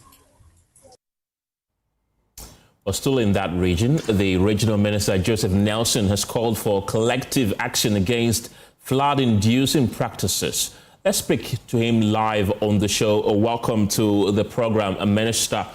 We've seen about 2,000 people displaced. Many say they are without basic food and clothes. How are you helping to meet their needs? Well, thank you for the opportunity. I think that a lot has been said on the issue, especially from my perspective. Minister, if you could kindly speak up for me. Hello? Yeah, let's try one more time. Is it better? Yes, it is. Okay. So I started by saying that I've said a lot on this matter from my visit to the place, and specific to the needs of the people. I think that it's ongoing. We are doing a lot to provide for them. Yesterday when I was there, some effort had been made by the Assembly, the MP, and of course Samatech, which is a timber company in Samaboy that has been supporting the community over the years. Today, some food items are going in there to augment what they already have. So it's a situation that we'll continue to keep our eyes on, continue to provide for the affected people until such time that they can move on with their lives, especially when the water has receded. We played your clip a while ago. In that clip, you also blamed galamsey activities for the floods. What's the lasting solution to this? Well, you listen to what I said, but to reiterate, the effort of 9 months in that municipality is worth commending. But of course, The challenge is widespread. So they are doing their best, but specifically on the river bodies, and in this case, the tunnel, I'm told that the tunnel runs all the way from somewhere they are Hafo region, somewhere like that, all the way to the western region and even beyond. I think it goes all the way to western north somewhere. Now, much as NIMOS is working hard along the portions that are within the Amenfi West area, it extends beyond the municipality to some other regions. It is important that, some collective action on the full stretch of the river. But within our space, that is the western region, we are doing our best. NIMOS is working hard, but I also think that the communities that are along the banks of the river must also be up and doing, in that whenever there are some activities on these river bodies, somebody must also rise up and say that, look, we cannot entertain this here, because this is a river that has been of huge benefit to residents of these areas, i.e. the fish it used to provide, the travel on it to some other parts of the area, to farms and to some areas that will require traveling on the river, and all the other benefits that they derive from the presence of the Tano River and other rivers that are around. And so I think it's about time that government effort is complemented by the communities themselves. You'll be surprised to note that when operations take place in some of the areas, you will find residents rising up, in some cases, even against the NIMOS operatives. And when we get to this point, then the question is, what is the responsibility of the persons who get affected directly when we have such incidents as we are speaking about? Okay, so this is a call to everybody who lives around it. And look, yes, government is working. Look, there are some communities in this country where a decision by them to really act against any excavator that they see around, they've been able to succeed to rid their areas of galamsey. And so community effort is also very important, even as the state acts to deal with these issues.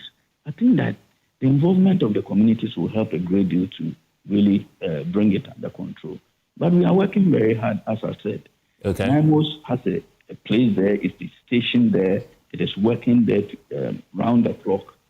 But I think that the effort can be complemented effectively if communities also, take charge and help to deal with these issues. And I believe that we can make some headway, much more than we've been able to up to this point. We hardly hear of an area like Samraboy flooding when it rains. Is this the first time something like this was happening there? And the report I have is that, let me make this point. Samraboy is some 4 hours from Sekendi Takrade in the Amenfi West municipality. And it's a border town between the western region and western north. These areas that have been affected are very close to the Tano River and the Semri River. See, there's some boy. If you look at the full name, there's a river, the name of a river in that name. So that river is also just around there. And these are the 2 rivers that have overflown their banks. Right. And so the places, the settlements that have been affected are those settlements that are very close to these 2 rivers. It will form if I'm not mistaken, just about 5% or 10% of the Samamboi Township.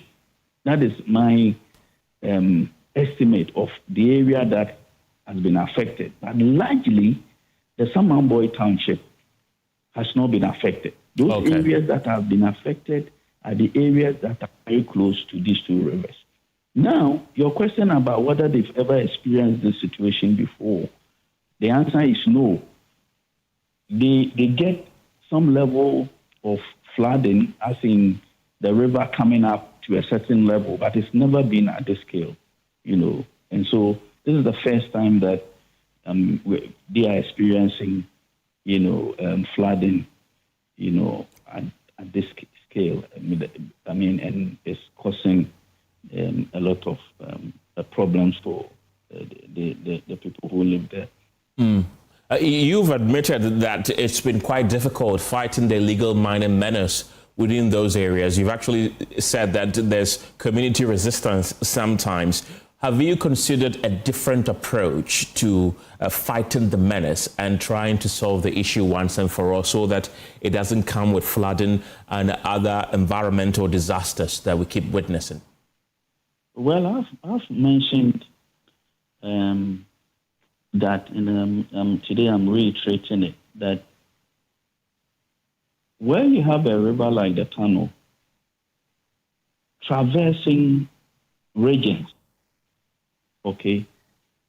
the way to deal with it, in my view, is to deploy some technology, like, say, a drone system, for example, that is able to scan the full length of the river in real, so that at any time you know exactly what's happening on that, and we're able to deal with it.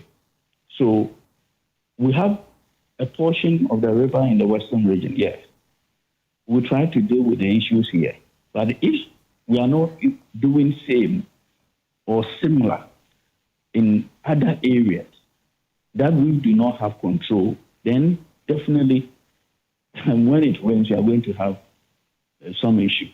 And so I think that, yes, yesterday I met with the NIMO's head as part of the closed-up meeting, and I directed them to refocus attention on the Tunnel River. But as it is, because the whole place is flooded, we'll have to wait till the water recedes. It's only then that we'll be able to appreciate the issues better.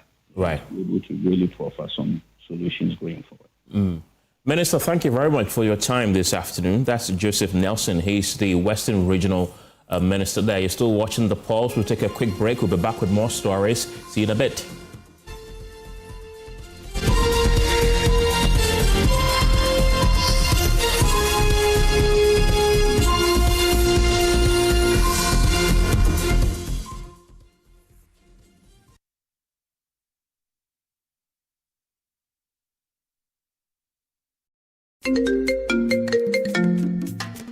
Hello, my name is Pamela from Customer Service. Please revalidate your account by texting your Ghana card number to 0500,000 247.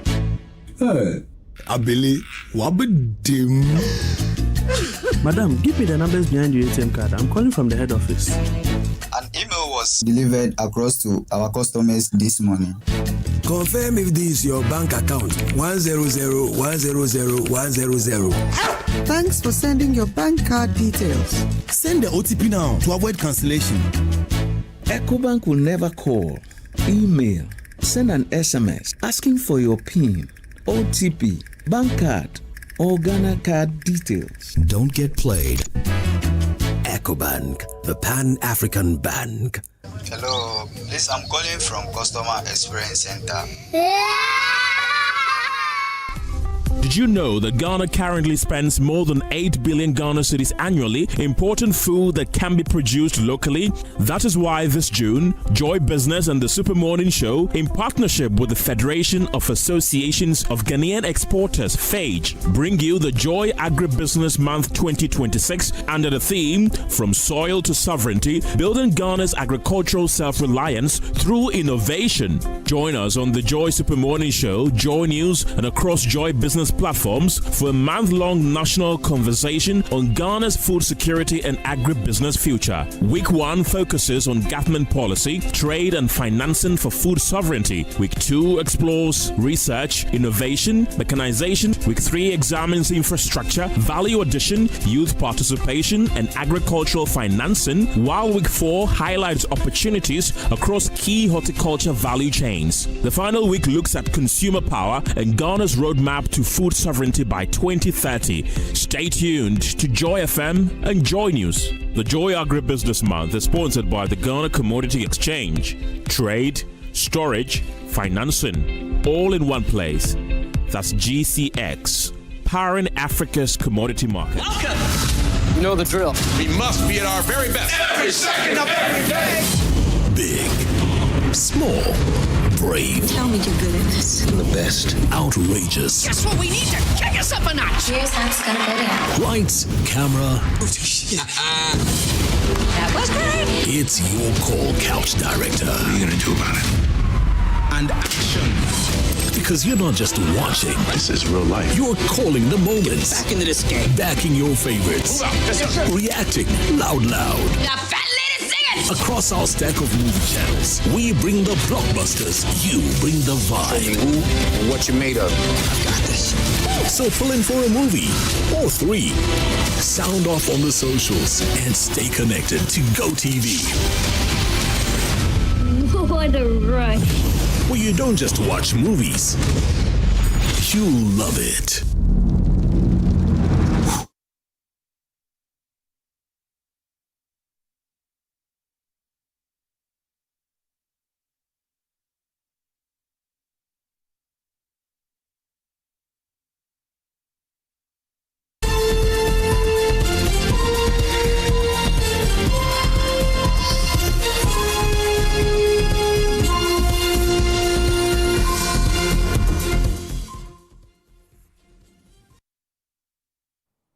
Hello again. Residents occupying weak, damaged or structurally unsafe buildings in the central region have been given a 14-day ultimatum to vacate or risk having their properties demolished by authorities. The warning comes from NADMO following a devastating weekend of heavy rains that triggered widespread destruction across the region, resulting in 18 deaths and the collapse of 58 buildings. Officials are intensifying safety measures to prevent further life loss. Listen to Central Regional NADMO, Kwesi Dawood on Joy Prime. We have lost 18 souls. Okay, yes. 18 you said? Yes. In which areas, please? 18 in 13 MMDs. Cape Coast, Metro, Goa, Central, Upper Denshire East, Upper Denshire West, Abra, Asebu, Kwawai, Kese, Kobenda, Edina, Eguafu, Abrim, and other districts. And out of these 18 deaths recorded, we have also recorded collapsed buildings incidents of 58 buildings that have collapsed so far as a result of the ongoing floods, rains, landslides, mudslides, and in some cases, falling trees. 58 houses has collapsed so far, with affecting 337 victims who were living in such structures, with 18 fatalities recorded so far. For yesterday alone, we had 2 fatalities, 42 years old young lady and a 13 years old sister. They are currently at the Cape Coast Teaching Hospital morgue. A day before, we had 2 fatalities from also Cape Coast. For thousands of commuters who use the Accra-Kaswa Highway daily, traffic congestion has become an unavoidable part of life. But many of them say the situation is no longer being caused by the sheer volume of vehicles alone. They blame the worsening condition of sections of the highway, particularly around Malam Junction, where deep potholes and damaged road surfaces are slowing traffic to a crawl and increasing the risk of accidents. A journey from Kaswa to Accra that previously took between 45 minutes to an hour now takes close to 3 hours. Maxwell Agbagba has more in this report. It is just some minutes after 11 a.m. on a busy weekday. It is chaotic here at Malam Junction. Traffic is bumper to bumper on the Accra-bound section of the Accra-Kaswa Highway. On the Kaswa-bound section, 2 motorbikes have crashed into some of the many potholes on the stretch. The men who were lying unconscious on the road have been carried in the back of a pickup truck and driven away. A journey that usually takes about 45 minutes from Kaswa to Accra is now taking commuters close to 3 hours, largely because of the many deteriorated sections of the highway. One of the major causes of the gridlock is the badly deteriorated section of the road at Malam Junction. The already bad traffic situation on the Accra-Kaswa Highway has been exacerbated by these potholes, call them manholes, on the eastbound section of the road. Now for vehicles heading towards Kaneshi, Accra and its environs, they have to slow down significantly to be able to navigate these big holes on the stretch. Many of the drivers we've been speaking to say they've been wasting productive hours just to cross this part of the road. They say it also poses safety risk to motorists, like we just witnessed some minutes ago.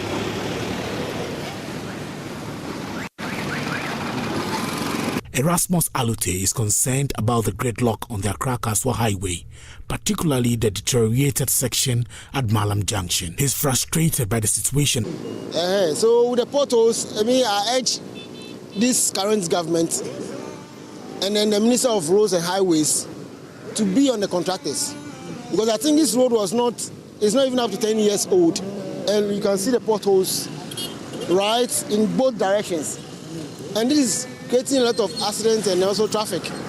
This traffic, Charlie, you can be on this traffic for more than 2 hours, especially getting to 3-4 p.m. going to Kaswa or coming from Kaswa.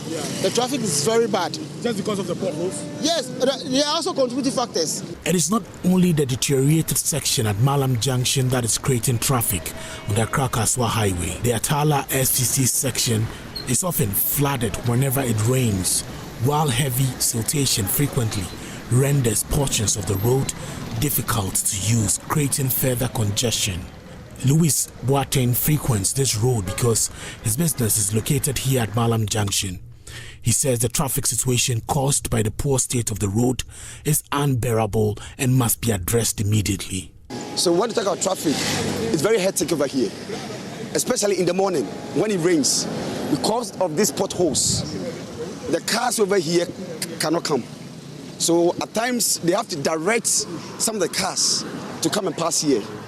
And it has been causing a lot of accidents over here. Even just this morning, we saw 2 motorbikes just in a fatal accident. I have to pick them to the hospital because of these potholes. So I don't even understand why our leaders wait till something happens before they will react. Now see, causing accidents and traffic, people cannot get to work. So people can be sacked because of this. So we are pleading. The MC always passing here. But I don't know why. I don't know. This is Ghana for you. The potholes, because of these potholes and other side potholes, this accident has happened several times around here. And we don't know how to do it. If you talk, they will not say anything. You see? So this is our biggest problem at Malam Junction here. Yeah, it has happened several times. This is not the first time it has happened. It's causing very traffic. from Tetegu to here, always traffic because of the potholes, because of these potholes, and they are always around. You see, they see, not that they don't see, they see it, but they don't want to face it for us. Here at the Malam Junction taxi rank, I've met the chairman of the Taxi Drivers Association, Atta Nicholas. He says drivers are deeply concerned about the state of the road and the increasing cost of vehicle repairs. He's calling for urgent intervention. Traffic in Malam Junction, and he said, He said, all the traffic you see on this road is caused by the deteriorated state of the road at Malam Junction. The road has become badly damaged. The traffic starts in the morning and sometimes lasts until 8 p.m. From the old toll booths to White Cross, vehicles are stuck because of the poor condition of the road. Once you pass Malam Junction, the road becomes free. The government should do something about it.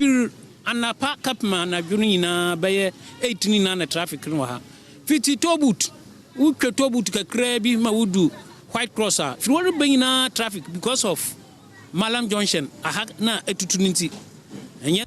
Residents, drivers and commuters who use the Accra-Kaswa Highway daily say the deteriorating sections of the road, particularly at Malam Junction and the Atala SCC stretch, have become a major source of frustration, costing them productive hours, increasing vehicle maintenance costs and posing serious safety risks.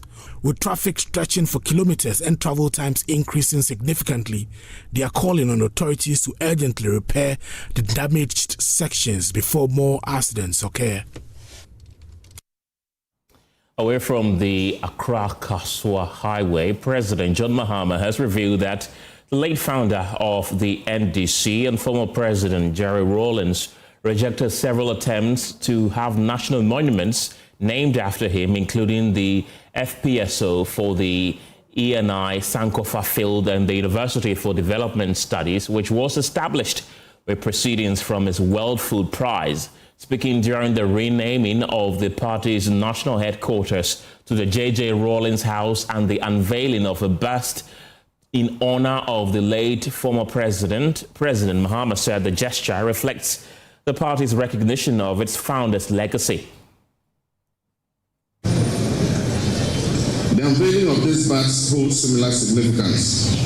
Across the world, nations honor their statesmen and women with monuments and memorials that preserve their memory and inspire future generations.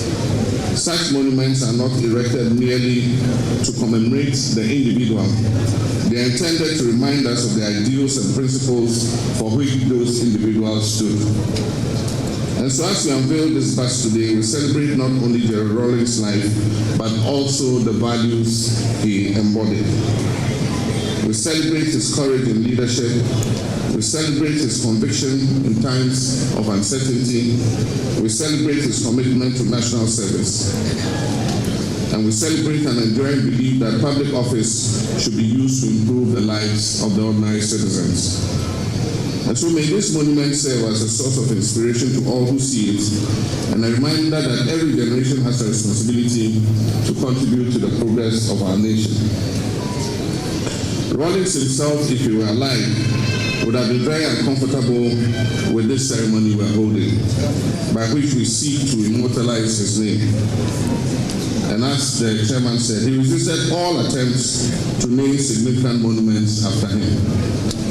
He politely declined to have the University of Development Studies named after him, even though he had given up his World Food Prize award as seed funding to start that university.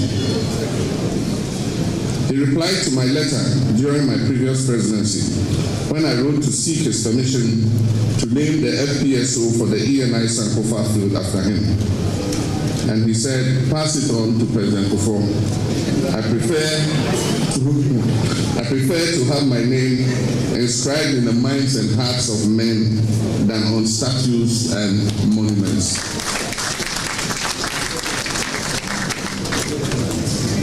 He was a man who was neither vain nor ostentatious. Fortunately for us today, he is in no position to object to what we are doing here. to immortalize his name. Rawlings was a philosopher and he spoke philosophically many times. He reminded us in Cape Coast that our opponents will always change their names and colors, but their intent and character will always remain the same. And Tamale, to my extreme discomfort, he spoke about my leadership style and suggested some countries where I would have been better suited as leader. While today is an occasion for reflection, it's also an occasion for renewal. The greatest honor we can bestow on those who build this movement is not merely to remember them occasionally, it is to continue the work they started. The Ghanaian people have entrusted us with a solemn responsibility. They have placed their hopes and aspirations in our hands and expect us to deliver on our promises. They expect us to create jobs for our young people. They expect us to stabilize and transform the economy. They expect us to improve healthcare and education.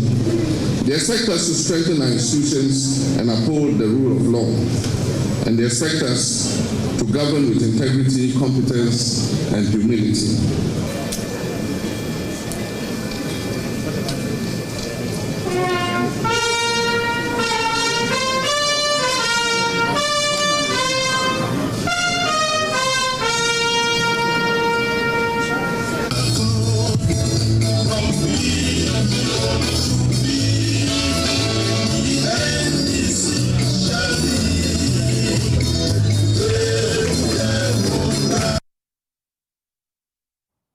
We've also been hearing from the national chairman of the NDC, Johnson Asiedu-Nketia, who noted that Rawlings often maintained that his work would live on through the people he influenced. However, he added that concerns have now emerged that as older generations pass on and a new generation comes up, those hearts and minds carrying his memory may fade with time. But it didn't come easy because we had to go through very careful deliberations. For instance, we were confronted with the attitude of our founder in not allowing himself to be named after a monument. And during his lifetime, there were several attempts to do that, which he resisted fiercely. He always said that he wanted his legacy to remain in the minds and hearts of Ghanaians. When he was alive, we thought that was okay because the people who knew him had a means of connecting with him and their hearts. But today, he's no more there, and generations are changing. So if we allow his memory to remain in the hearts and minds, it will also die when those hearts and minds that knew him also pass. And so we felt that there must be something that will connect this country to the works of President Jerry John Rawlings. And as it has been said by several philosophers, that a nation that does not honor its heroes is not worth dying for. So it is also true that a party or any organization that does not honor its heroes is also equally not worth dying for. So we took a decision that in spite of his own requirements or demands when he was alive, now the decision is ours. When he was alive, the decision was his. But today, the decision is ours. We must find appropriate means of preserving his legacy. Son of the late NDC founder, Kimathi Rawlings, said the honor serves as a reminder of his father's long life commitment to probity, accountability, and national service. We are deeply honored by the presence of the President of the Republic of Ghana, His Excellency John Dramani Mahama. Mr. President, we sincerely thank you for finding time amidst the enormous responsibilities of your office to personally grace us and supervise this historic occasion. We are especially grateful for your thoughtful tribute to the founder of the National Democratic Congress, our party, and for your continued commitment to ensuring that this ceremony reflects the dignity, significance, and spirit it deserves. The naming of this headquarters, together with this unveiling of the bust, is far more than a symbolic gesture. It is a solemn affirmation that conviction, sacrifice, and service in the pursuit of justice, accountability, and national progress will never be forgotten. It is a reminder to present and future generations that leadership is not measured by the pursuit of power, but by an unwavering commitment to the people and a willingness to place national interests above personal gain.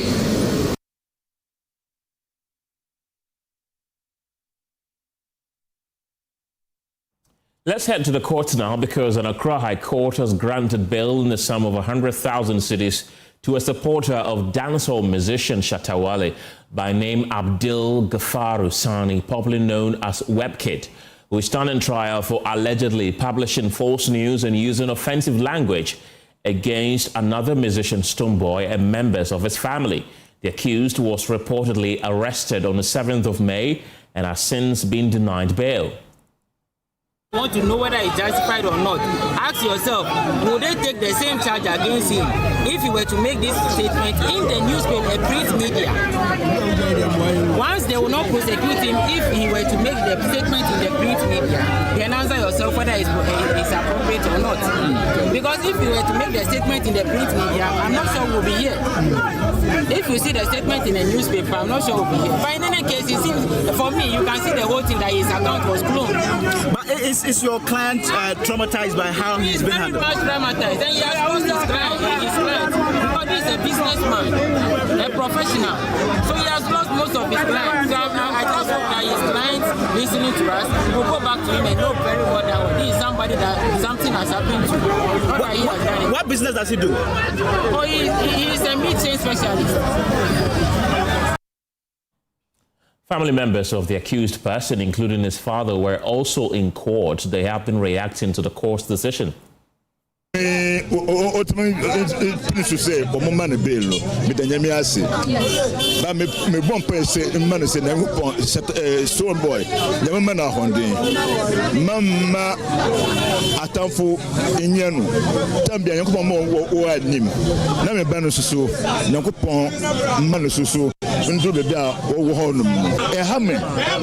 I don't get nothing to talk. I don't get nothing to talk. Only God will take give. Only God will take give. I feel happiness. I feel happiness. Too much. We are grateful. We are grateful to Almighty Allah. That's all that we will say for now. Thank you very much.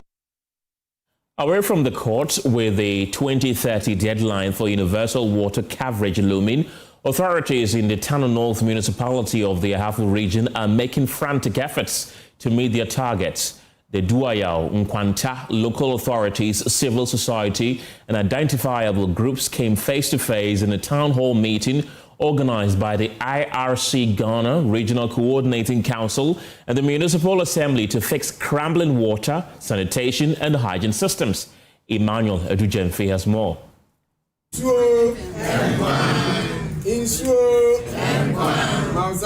Traditional leaders, local authorities, and residents of Tano North gathered with a singular focus, confronting the municipality's failing wash infrastructure. Organized by IRC Ghana, the Regional Coordinating Council, and the Assembly, the engagement provided a platform for residents to voice complaints. First is civil society groups. The Tano River is polluted. It is causing a whole lot. Galamsey activities might be the cause of all these things.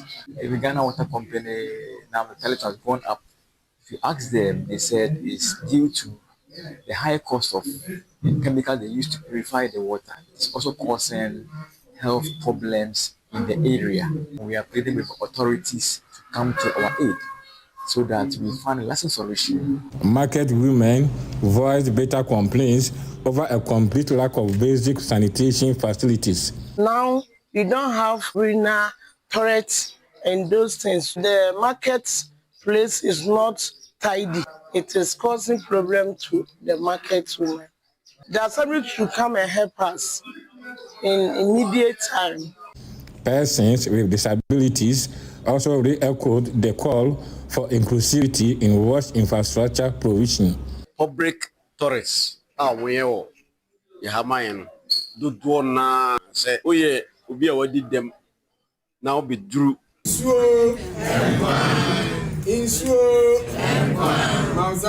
Traditional leaders, local authorities, and residents of Tano North gathered with a singular focus, confronting the municipality's failing waste infrastructure. Organized by IRC Ghana, the Regional Coordinating Council, and the Assembly.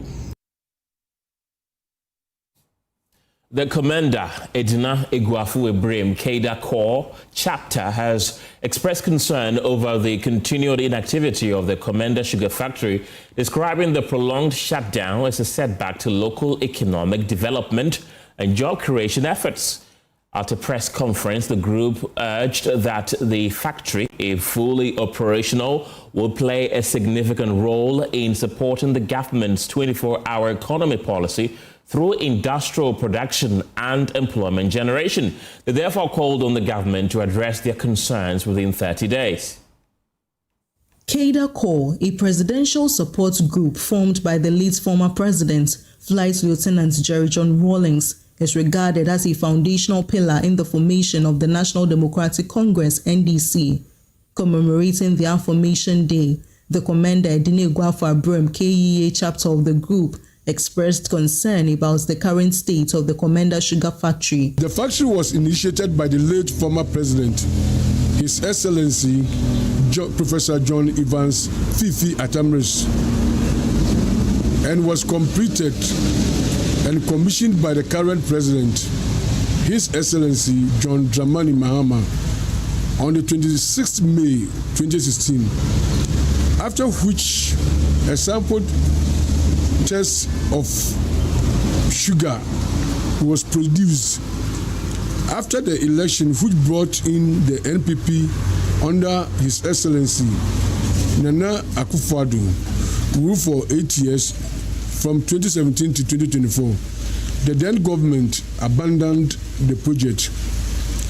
By the grace of the Almighty Father, the NDC was voted back to power under the leadership of His Excellency John Dramani Mahama.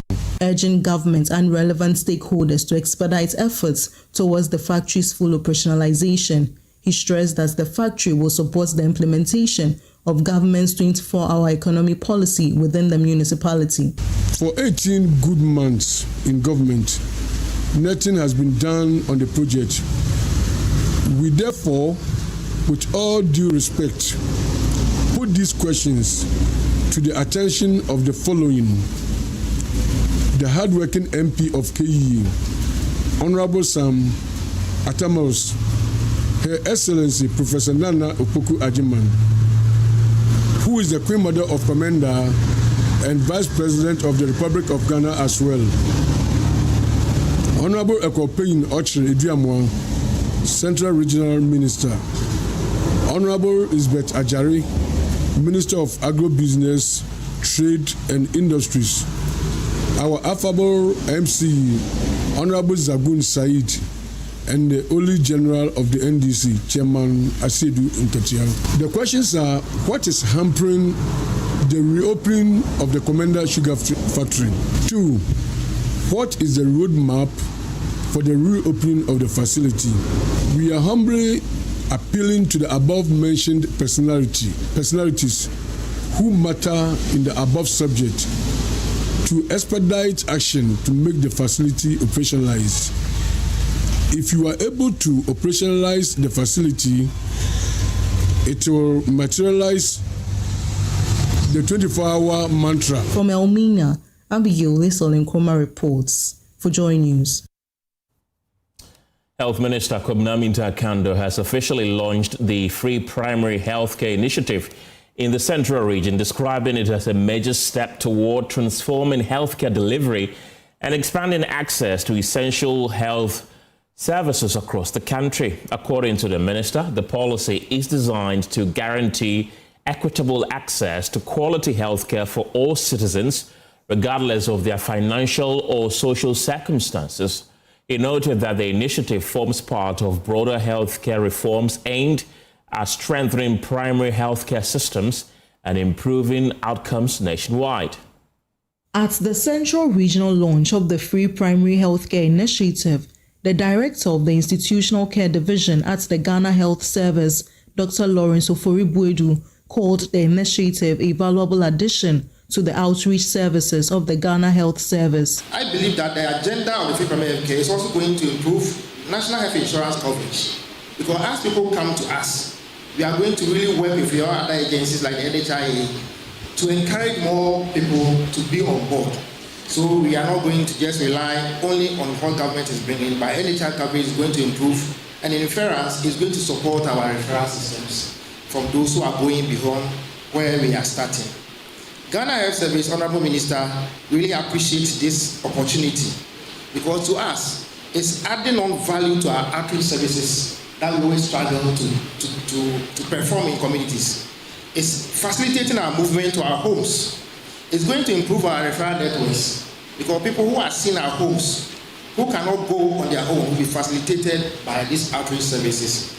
And last but not the least, it's going to support our READ2 agenda, something we are struggling to do. In his address, the Minister of Health, Kwadwo noted that the free primary healthcare policy represents a comprehensive effort to reshape Ghana's healthcare delivery system. For me, healthcare, properly so-called, is not sick care. And you all agree with me that our health system has overly been built around sick care, that many a times we have to be sick before we go for treatment. But healthcare, properly so-called, includes sick care, preventive care, and the promotion aspect. And so this is a comprehensive attempt to reset the health sector or the health delivery system from a sick care to a comprehensive health care. He stressed that the policy is aimed at ensuring quality healthcare services are accessible to every Ghanaian, regardless of barriers. The free primary health care is going to, one, remove the financial barriers. We think that it's a vehicle that will quicken our steps towards the universal health coverage. And the universal health coverage, where we want to get to is to get to a point where, irrespective of your geographical location or your status in community or your ability to pay, you must have access to quality health care. That's where we must be getting to. And so this free primary health care will have the curative aspect, it will have the preventive aspect, it will have the promotion aspect. It is going to be free to the ordinary Ghanaian, but it is not going to be free to government, because government is going to pay. From Cape Coast, Abigail Lisol reports for Joy News. The Hope in Ghana project has equipped 80 health professionals from 4 major hospitals in the Central Region with the skills and tools needed to strengthen cervical cancer screening and improve early detection efforts. The 5-year project currently being implemented in the region seeks to increase cervical cancer screening uptake and improve treatment. The Hope in Ghana project workshop was designed to strengthen the capacity of healthcare workers to provide quality screening, early detection and treatment services for cervical cancer. Principal investigator of the project and Professor of Clinical Sciences at the University of Cape Coast, Professor Dorcas Obrieboa, emphasized that the project will also equip health professionals with the right tools needed to effectively carry out cervical cancer screening. As a basic statistics, we know that cervical cancer is the second commonest cancer among women in Ghana. is the second contributor to cancer-related death among women in Ghana. This is a statistic that should not be acceptable to us, especially when this cancer is one of the cancers that are truly preventable. To the extent that WHO has targeted by 2030 that cervical cancer could be eliminated as a public health problem. And yet here we are still having it as a second common cancer in our society. So this project funded by the National Institute of Health in USA is supposed to help us not just to train healthcare workers and make them aware of the issues, but also we are happy to be able to support them, not build just knowledge and skills, but have what they need. Because one of the barriers to cervical cancer screening in Ghana, apart from the lack of awareness, is the fact that most facilities do not even have what is needed there. Medical officer at the Swedru Municipal Hospital, Dr. Thomas Kobina, shared his key takeaways as a participant of the training. It's been marvelous since day one. We came here. We had no idea what exactly we were coming to do. So we came here as empty as in quotes. But since inception till now, we have had a lot of experience for cervical cancer screening, cervical cancer awareness, how the counseling is supposed to be done, how to navigate around to bring ladies or people, women who are eligible for the screening on board. So far, these are some of the experience that we have had.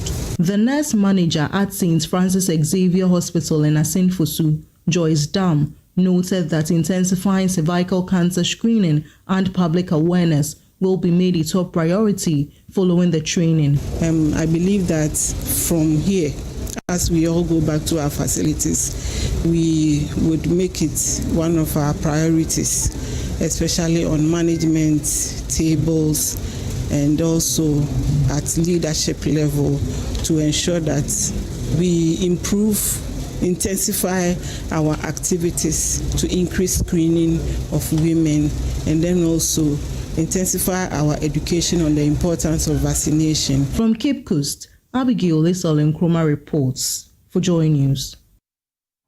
The country's efforts to restore degraded forest landscapes have received a major boost with a new European Union-backed intervention aimed at reversing years of deforestation in the western region. At Subri, stakeholders are assessing progress under the Ghana Forest Restoration Grant Scheme, a flagship initiative seeking to restore thousands of hectares of degraded land while supporting sustainable livelihoods for communities. The project comes at a time the Subri Forest Reserve continues to battle the effects of illegal mining, logging, farming, and other activities that have threatened the integrity of the forest. Here is Inathalia Kwanzaa's report from Subri. Deep within the Subri River Forest Reserve in the western region, efforts are underway to bring back what years of human activities and environmental pressure have taken away. Ghana's degraded forest landscape, the area, once rich in biodiversity, has suffered severe deforestation from illegal mining, illegal farming, logging, chainsaw operations, and wildfires, all compounded by rising population pressure. But a new restoration drive is seeking to change the story. This year, we are supposed to plant some 35 million trees across the entire country, for which the western region alone is doing some 300,000 tree seedlings. If you look at our forest restoration initiative, it's supposed to achieve a four-trunk objectives. First, we are accelerating the greening of the country by restoring the integrity of our degraded forest cover. And if you look into the area we are planting, you see food crops all over, because we are using the agroforestry mechanism to restore the integrity of the degraded forest. So the farmers are allowed to plant food inside the forest as well, so that as they nurture their food crops, they nurture the trees. The Ghana Forest Restoration Grant Scheme, funded by the European Union and implemented through partners, including the European Forest Institute, is at the heart of this intervention.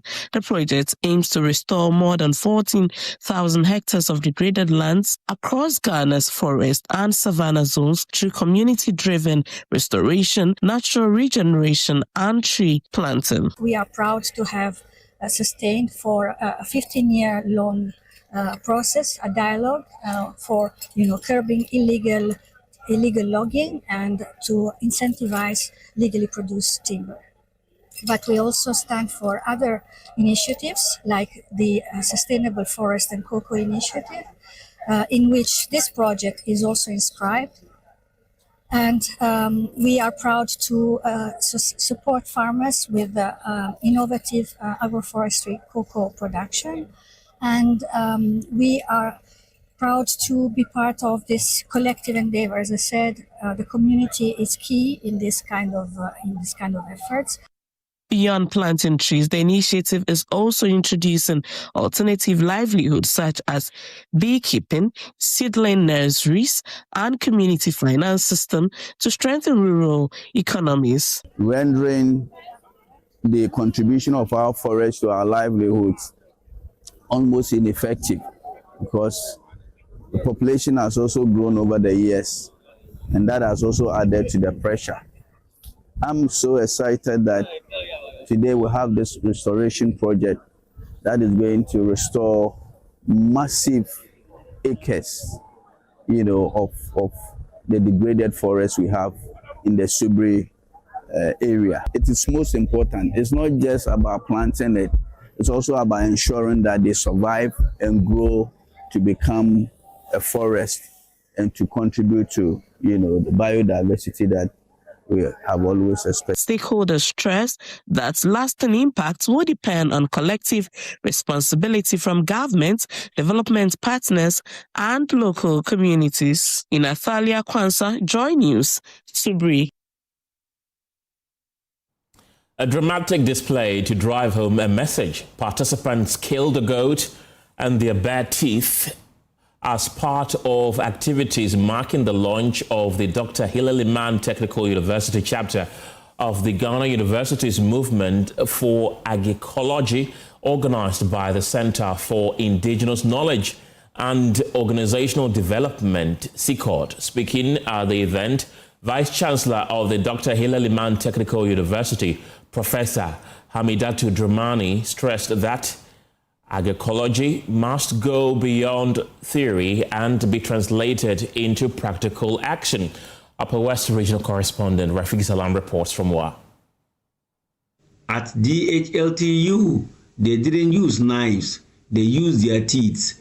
One bite to kill a goat, one message to kill a lie. Forget your culture, lose your identity. Today, students didn't just converge, they rebelled with smocks, hand-woven and other designer cloth, with bicycles built from bamboo, with food cooked by their grandmothers. The Deputy Director of the Center for Indigenous Knowledge and Organizational Development, Daniel Banoku, explores the subject further. Can you imagine what a community, a typical Dagara community would do without pito brewed around their community? And the variety of sorghum that is used for brewing pito, it is not available to brew pito. Can you imagine how the Gans, who are just celebrating their festival, the Homowo festival, and Homowo is celebrated around a certain variety of maize, for which they use to prepare kwekule or whatever they call it, to be able to perform the rituals of Homowo. These are the issues that hold the fabric of life of Africa together. And that is why we say let's move beyond just consuming, that the consumption of this imported food is exporting of jobs. Every 1 cedi we spend on food that is imported is spent in the economy of another country, creating jobs in those countries. The fight started with words: imported rice versus local tozafi, AI versus human brains. Integrity Hall won the debate, but every student won the point.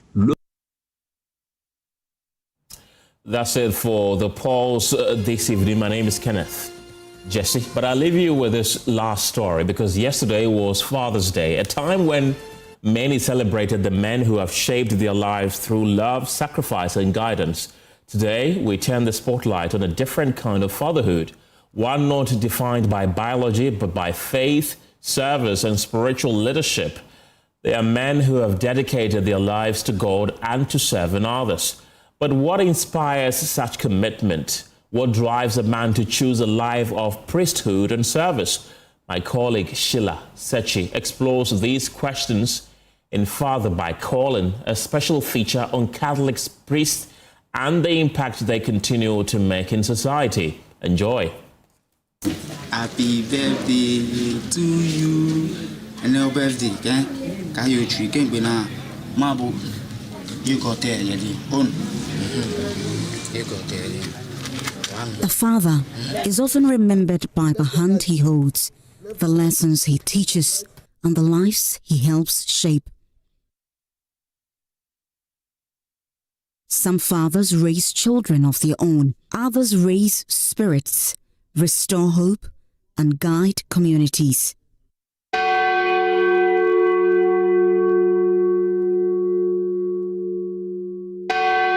Father's Day, we celebrate fathers who nurture, fathers who pay our fees, fathers who shape our futures. But there are a group of men we call father, those who have dedicated their lives to the service only to God and humanity.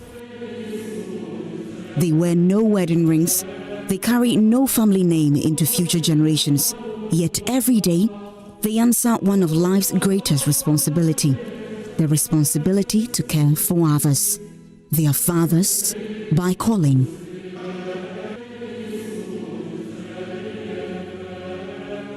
On a journey marked by faith, sacrifice, and service, they have chosen a path unlike most men their age. This Father's Day, we meet the men whose fatherhood is not biological, but spiritual. Men whose calling has made them fathers to many. For nearly 3 decades, Father Okain has dedicated his life to shaping the next generation of Catholic priests. As rector of St. Paul's Catholic Seminary, Sotium, he has watched hundreds of young men walk through these walls and halls, searching for answers, purpose, and calling. But before he became a mentor to future priests, he too was once a young man wrestling with life's biggest questions. As a seminarian, you have some dryness that comes to you. Sometimes you'll have a crisis. You are trying to question and in your mind whether really this is the way to go. Okay, that one is natural to every seminarian. I always say that if you are a seminarian, there has never been a time for you to stop and say, hey, wait, is this my vocation? Wait, have I been truly called? Then you are not discerning well enough. So those moments are there, but I wouldn't say that they were challenges as big as will let you say that, no, I don't want to continue. I don't want to continue. And my father would say that if you are choosing God's work, you are not going to be happy, where will you be happy? That's so true. So, well, talk of your father. Was he open to the idea from the word go? He was. Okay. He had no issues. My mom had. It was my mom who told the parish priest that my son says he wants to go to the seminary. Oh, that's nice. So, some people describe their vocation as a moment of clarity. Others call it destiny. For Father January, the story is different. If you read Genesis, there's that calling to Adam and Eve to multiply, to fill the earth, okay, in Genesis chapter 1:26, Genesis 1:28, that they should fill, multiply, and then fill the earth, which is true. But at the same time, if you read the Gospel of Matthew chapter 19, Jesus talks about marriage in there. It's good to divorce a man or not to divorce. And getting down there, get to the end of the reading, Jesus says that, he tells the apostles that not all men can succumb to this. Okay, to say that no, marriage is not good or marriage is good. But Jesus says those for whom it has been designed or prescribed, or if you like, those whom God has given the ability, yes, they can keep to it, and others cannot keep to it.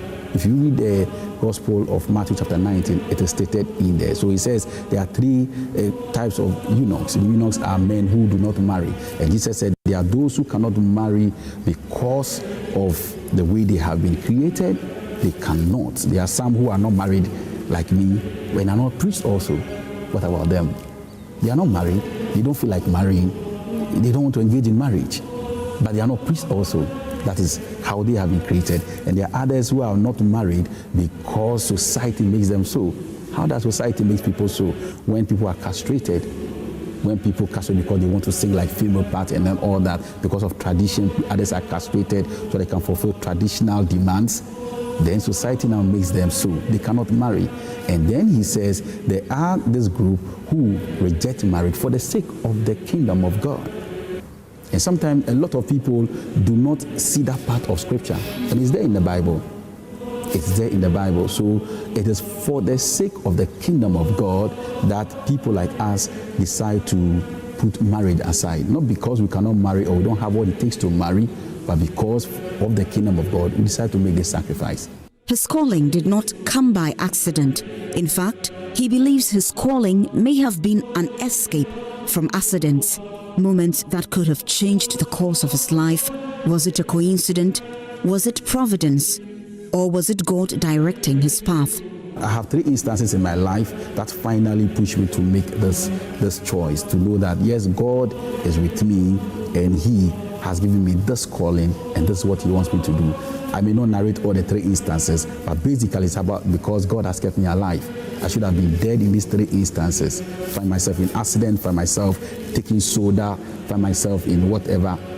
I should have died in all these 3 instances. So in reflecting on my life, finally went out to make a decision and knowing that why is God keeping me alive in all these 3 instances when I should have died. That is why I got my calling, that I am alive not because of anything. God is not just keeping me alive to have a wife and children and all that, not because it's not good, but he's keeping me alive for a higher purpose. And I found this in serving the Lord as a priest. His journey raises a profound question. Can calling sometimes emerge from life's closest encounters with tragedy? The life to become a priest or a reverend father is always a calling. Okay, God created everyone and then gives everyone a particular, responsibility or something to do here on earth. And so everybody who is created has a mandate, and God puts this one in us. It is innate. Okay, and so this calling is innate. Somebody is born and he feels like playing football. He runs 90 minutes without getting tired. Another person runs for 5 minutes and he's tired. Why? What's the difference? There's something in there in that person. Somebody is born and he can cook so well. Another one cannot cook so well. Put the ingredients there and he or she knows what to mix to make the food nice and tasty. Another one can never do anything about cooking. It will be bad. There's something in there. Somebody else knows how to put materials together to come up with a very beautiful design called clothing. Another one very bad at it. So God always creates and gives this mandate, or call it a gift, or this calling within a person. So everybody grows up and knows that, in that connection with God, we're able to discover our purpose here on earth. Not every journey to priesthood begins with certainty. For some, the road starts with disappointment, a failed relationship, perhaps a broken heart. So at the time, I was thinking, is it a priestly life or marriage? So I tried to get a lady friend, which I did. All things being equal, I was moving with this particular lady without no sexual orientation. So there was one time, this person happens to be a nurse. They went for clinicals. And when she went there, I decided to call. I called and called. The call, she never picked the call. I said, what is happening here? I went to the house to look for this lady. So I told myself, God, if it's marriage, let it be.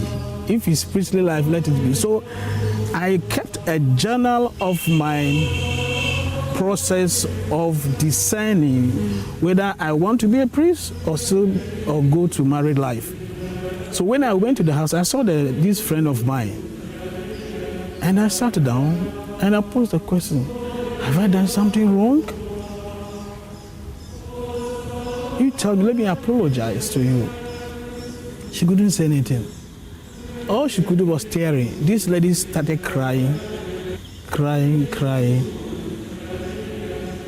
And I decided to leave the house. So upon further reflection alone, God was showing me the way. That's not for you.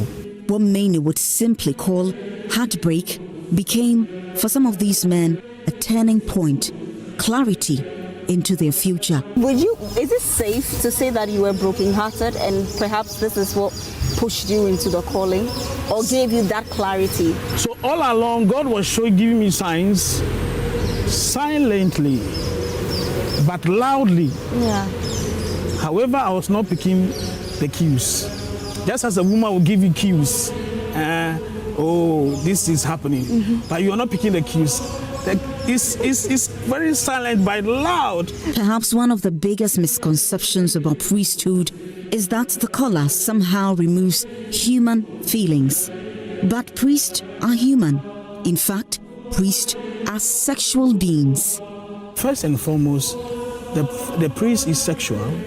It's a sexual being and comes from a human being, a mother. And so we have renounced that act of marriage for the good of society, the church, and humanity, for the kingdom of God. They experience attraction, they understand love, they confront the same emotions and desires that many people do. Temptations are always with that, and Jesus will say the same thing. We always face daily temptations all the time. The priest is not exonerated. The priest is not, the bishop is not. As long as we are humans, we are not exonerated from temptation. And then as Jesus would have gone through temptation, he is God. As God went through all these things. And he said, what they have done to me, they will do to you. If they have done this thing to me, you will also go through the same. And so priests also go through that struggle. We go through that struggle, we go through whatever. But the difference is holding the umbrella to prevent the rain from beating us. As priests, we can betray the Lord by way of sin, by way of doing things that we ought not to do, which goes against the evangelical virtues or counsels. So what do? You don't sleep there, get up, like the prodigal son who came back to the father. You see, the first pope, we say in the Catholic Church, is St. Peter. He denied the Lord. He betrayed the Lord. I don't know him. A small girl, nyachin girl, what happened? He went and wept, but came back, and Jesus recommissioned him. So what happens when a man chooses a life of celibacy? The life of the priest is not a straight line. It's like this. Sometimes you falter, you get up, you move on. That is it. But you must keep your spirituality always going. Have time for the Lord, pray, have your Mother Mary, have adoration to the Lord in a blessed sacrament. That is the powerhouse. When challenges and difficulties come, look, the Lord says, I am there.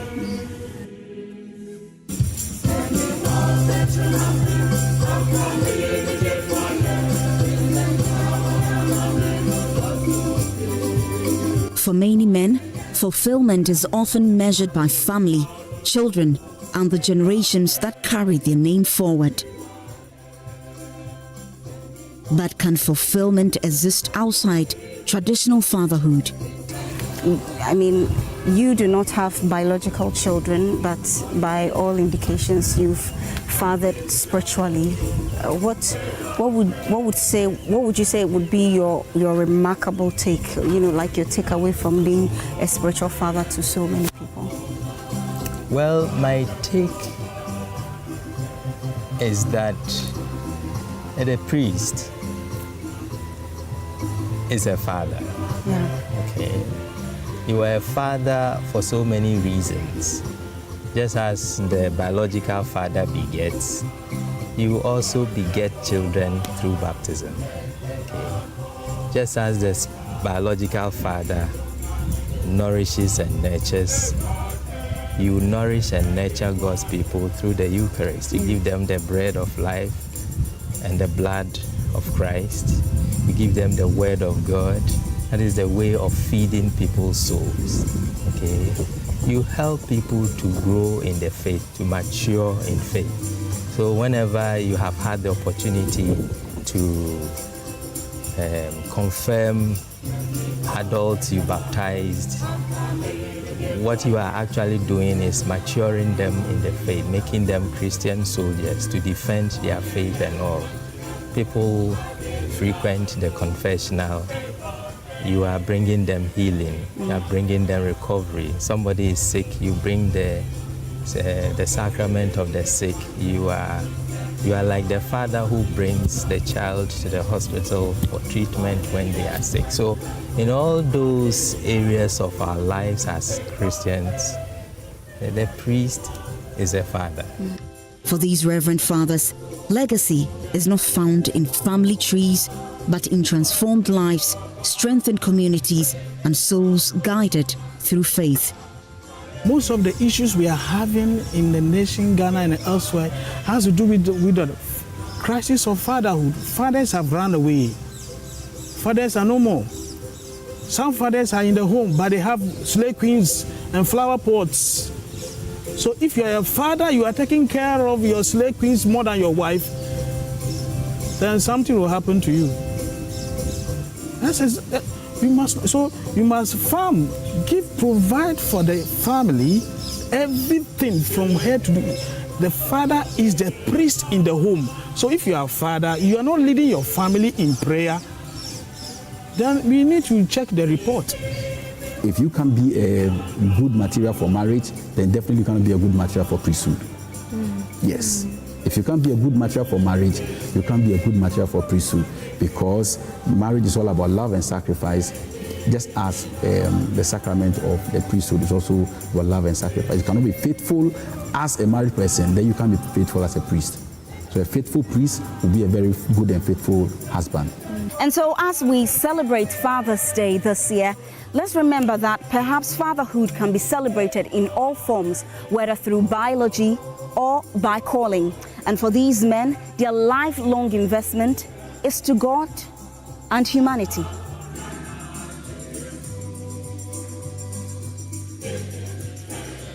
Their children may not share their blood, but their impact lives on in countless hearts. And perhaps that is a different kind of fatherhood altogether.